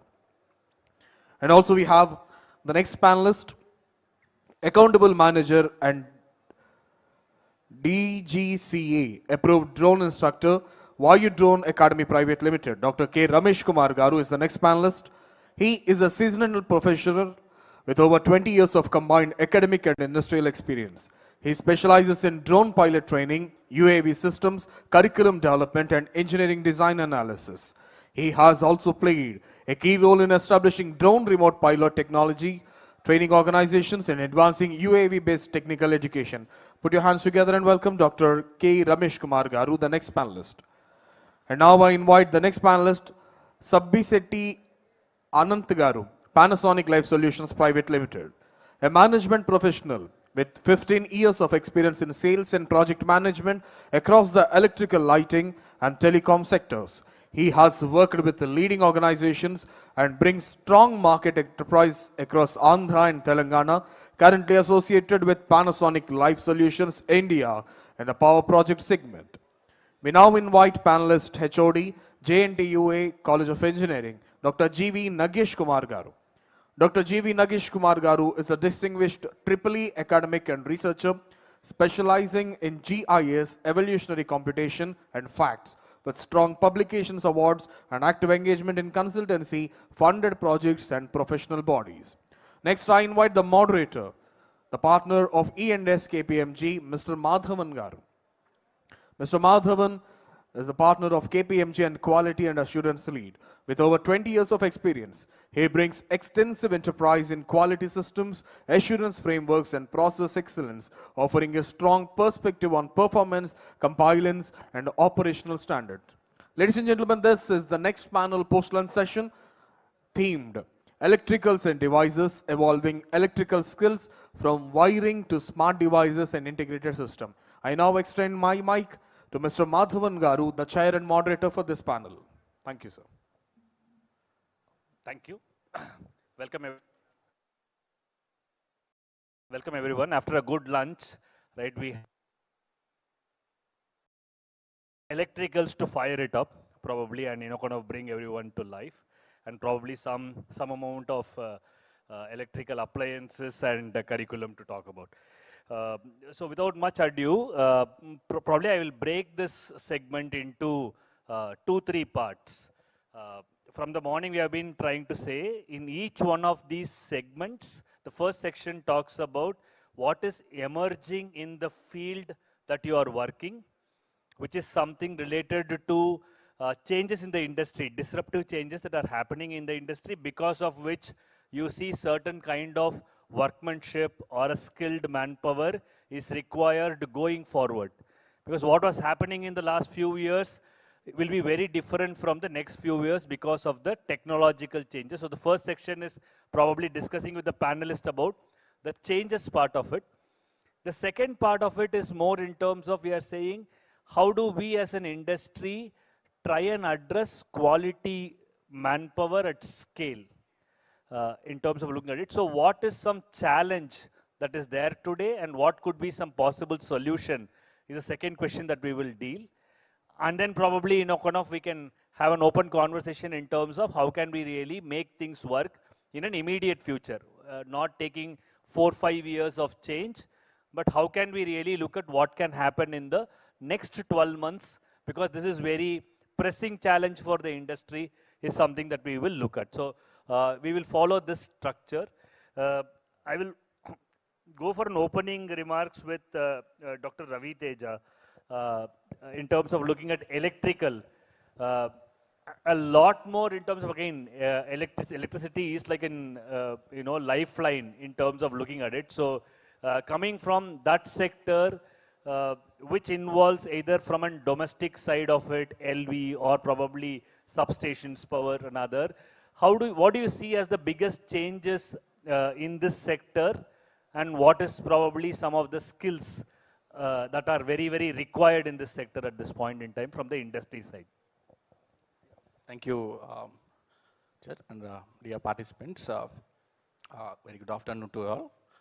So we have seen what has been without a phone, for anyone, right? So I majorly identify like it is not like the curriculum is not sufficient or something like that. So now it is all about integration of the things and understanding multidisciplinary aspects. So the graduates or the technical certificate holders, right? So they are specialized in the basics. So they know all the basic related things. Now the industry is like a product is a multidisciplinary. Now the construction is no more 5 different verticals. So one product of the electrical needs to communicate or need to interact with all other different groups. So the skills that are required are rather than a procedural approach, it should be an analytical approach. I say like everyone is moving one step forward. The entrepreneurs are moving from one step forward. So are the engineers, so are the supervisors, so are the foremen, so are the assistant electricians. So everyone now should think like, I will do once my superordinate say it. Rather than that, I'll analyze myself. Okay, that I think that should be the approach in the coming years. So rather than a procedural, it should be an analytical approach. Why, how the systems are interconnected, right? And how I can deliver something before a superordinate says to me, right? So largely from a basic electrician to probably if there are HVAC systems, if there are fire systems, if there are safety systems, you're saying people who are trained in electrical will work in integrated systems, and hence they should have more knowledge of that, and that's the industry requirement. Exactly, because the modern constructions are integrated. So everyone, one has to know the idea, not a core working, but what are its relation to his own trade. Okay, so it's more, is it more specific to particular technologies, or is it more systems that they will need to change to? Specialized in a technology and understanding of different systems. Okay, okay. So both kinds of skill sets you are saying. One is systemic knowledge. The second is probably particular technology. They should be adapted and they should be more skillful. And that's where the industry is growing, is what you're saying. Exactly. Quite interesting to see something like maybe Dr. Ramesh, in terms of looking at drones coming into this kind of a space. And you have also been looking at, kind of UAV systems. So how do you see the industry changing, and what kind of, because of that innovation, what kind of skill sets are really required in the industry?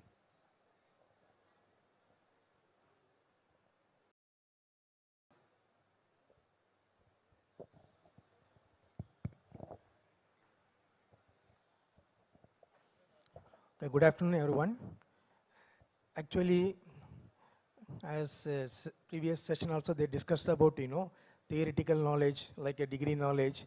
So that is the basic things provides to the students about 20 to 30%. Last two sessions they discussed about the basic degree.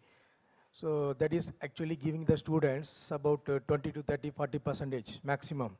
So after that, the industry is going in different direction. So as a student, so they need to get what is the industry need. So even though now there are so many universities, they are also adapting what is the latest technologies in their domain. For example, civil engineering, civil construction. So the drones are extensively used in civil construction sectors. Because previously we are using the traditional surveying method, mapping method. It took almost 3 to 4 days, 3 to 4 months, based on the size of the area we are going to measure. So after implementation of the drone technology, so we can complete everything within the 4 to 5 hours. So, and then effort will be reduced. And then we can do the drone surveying mapping in some difficult area, even mining area, hills area. So the skill set is very, very important apart from the traditional degree, like whatever the student getting from the university, like a BTech civil engineering or BTech mechanical engineering and BTech electrical engineering or computer science engineering. So that is that the skill is the another 50 to 60% the company is looking for now. So that is we can see from the our industry, our company.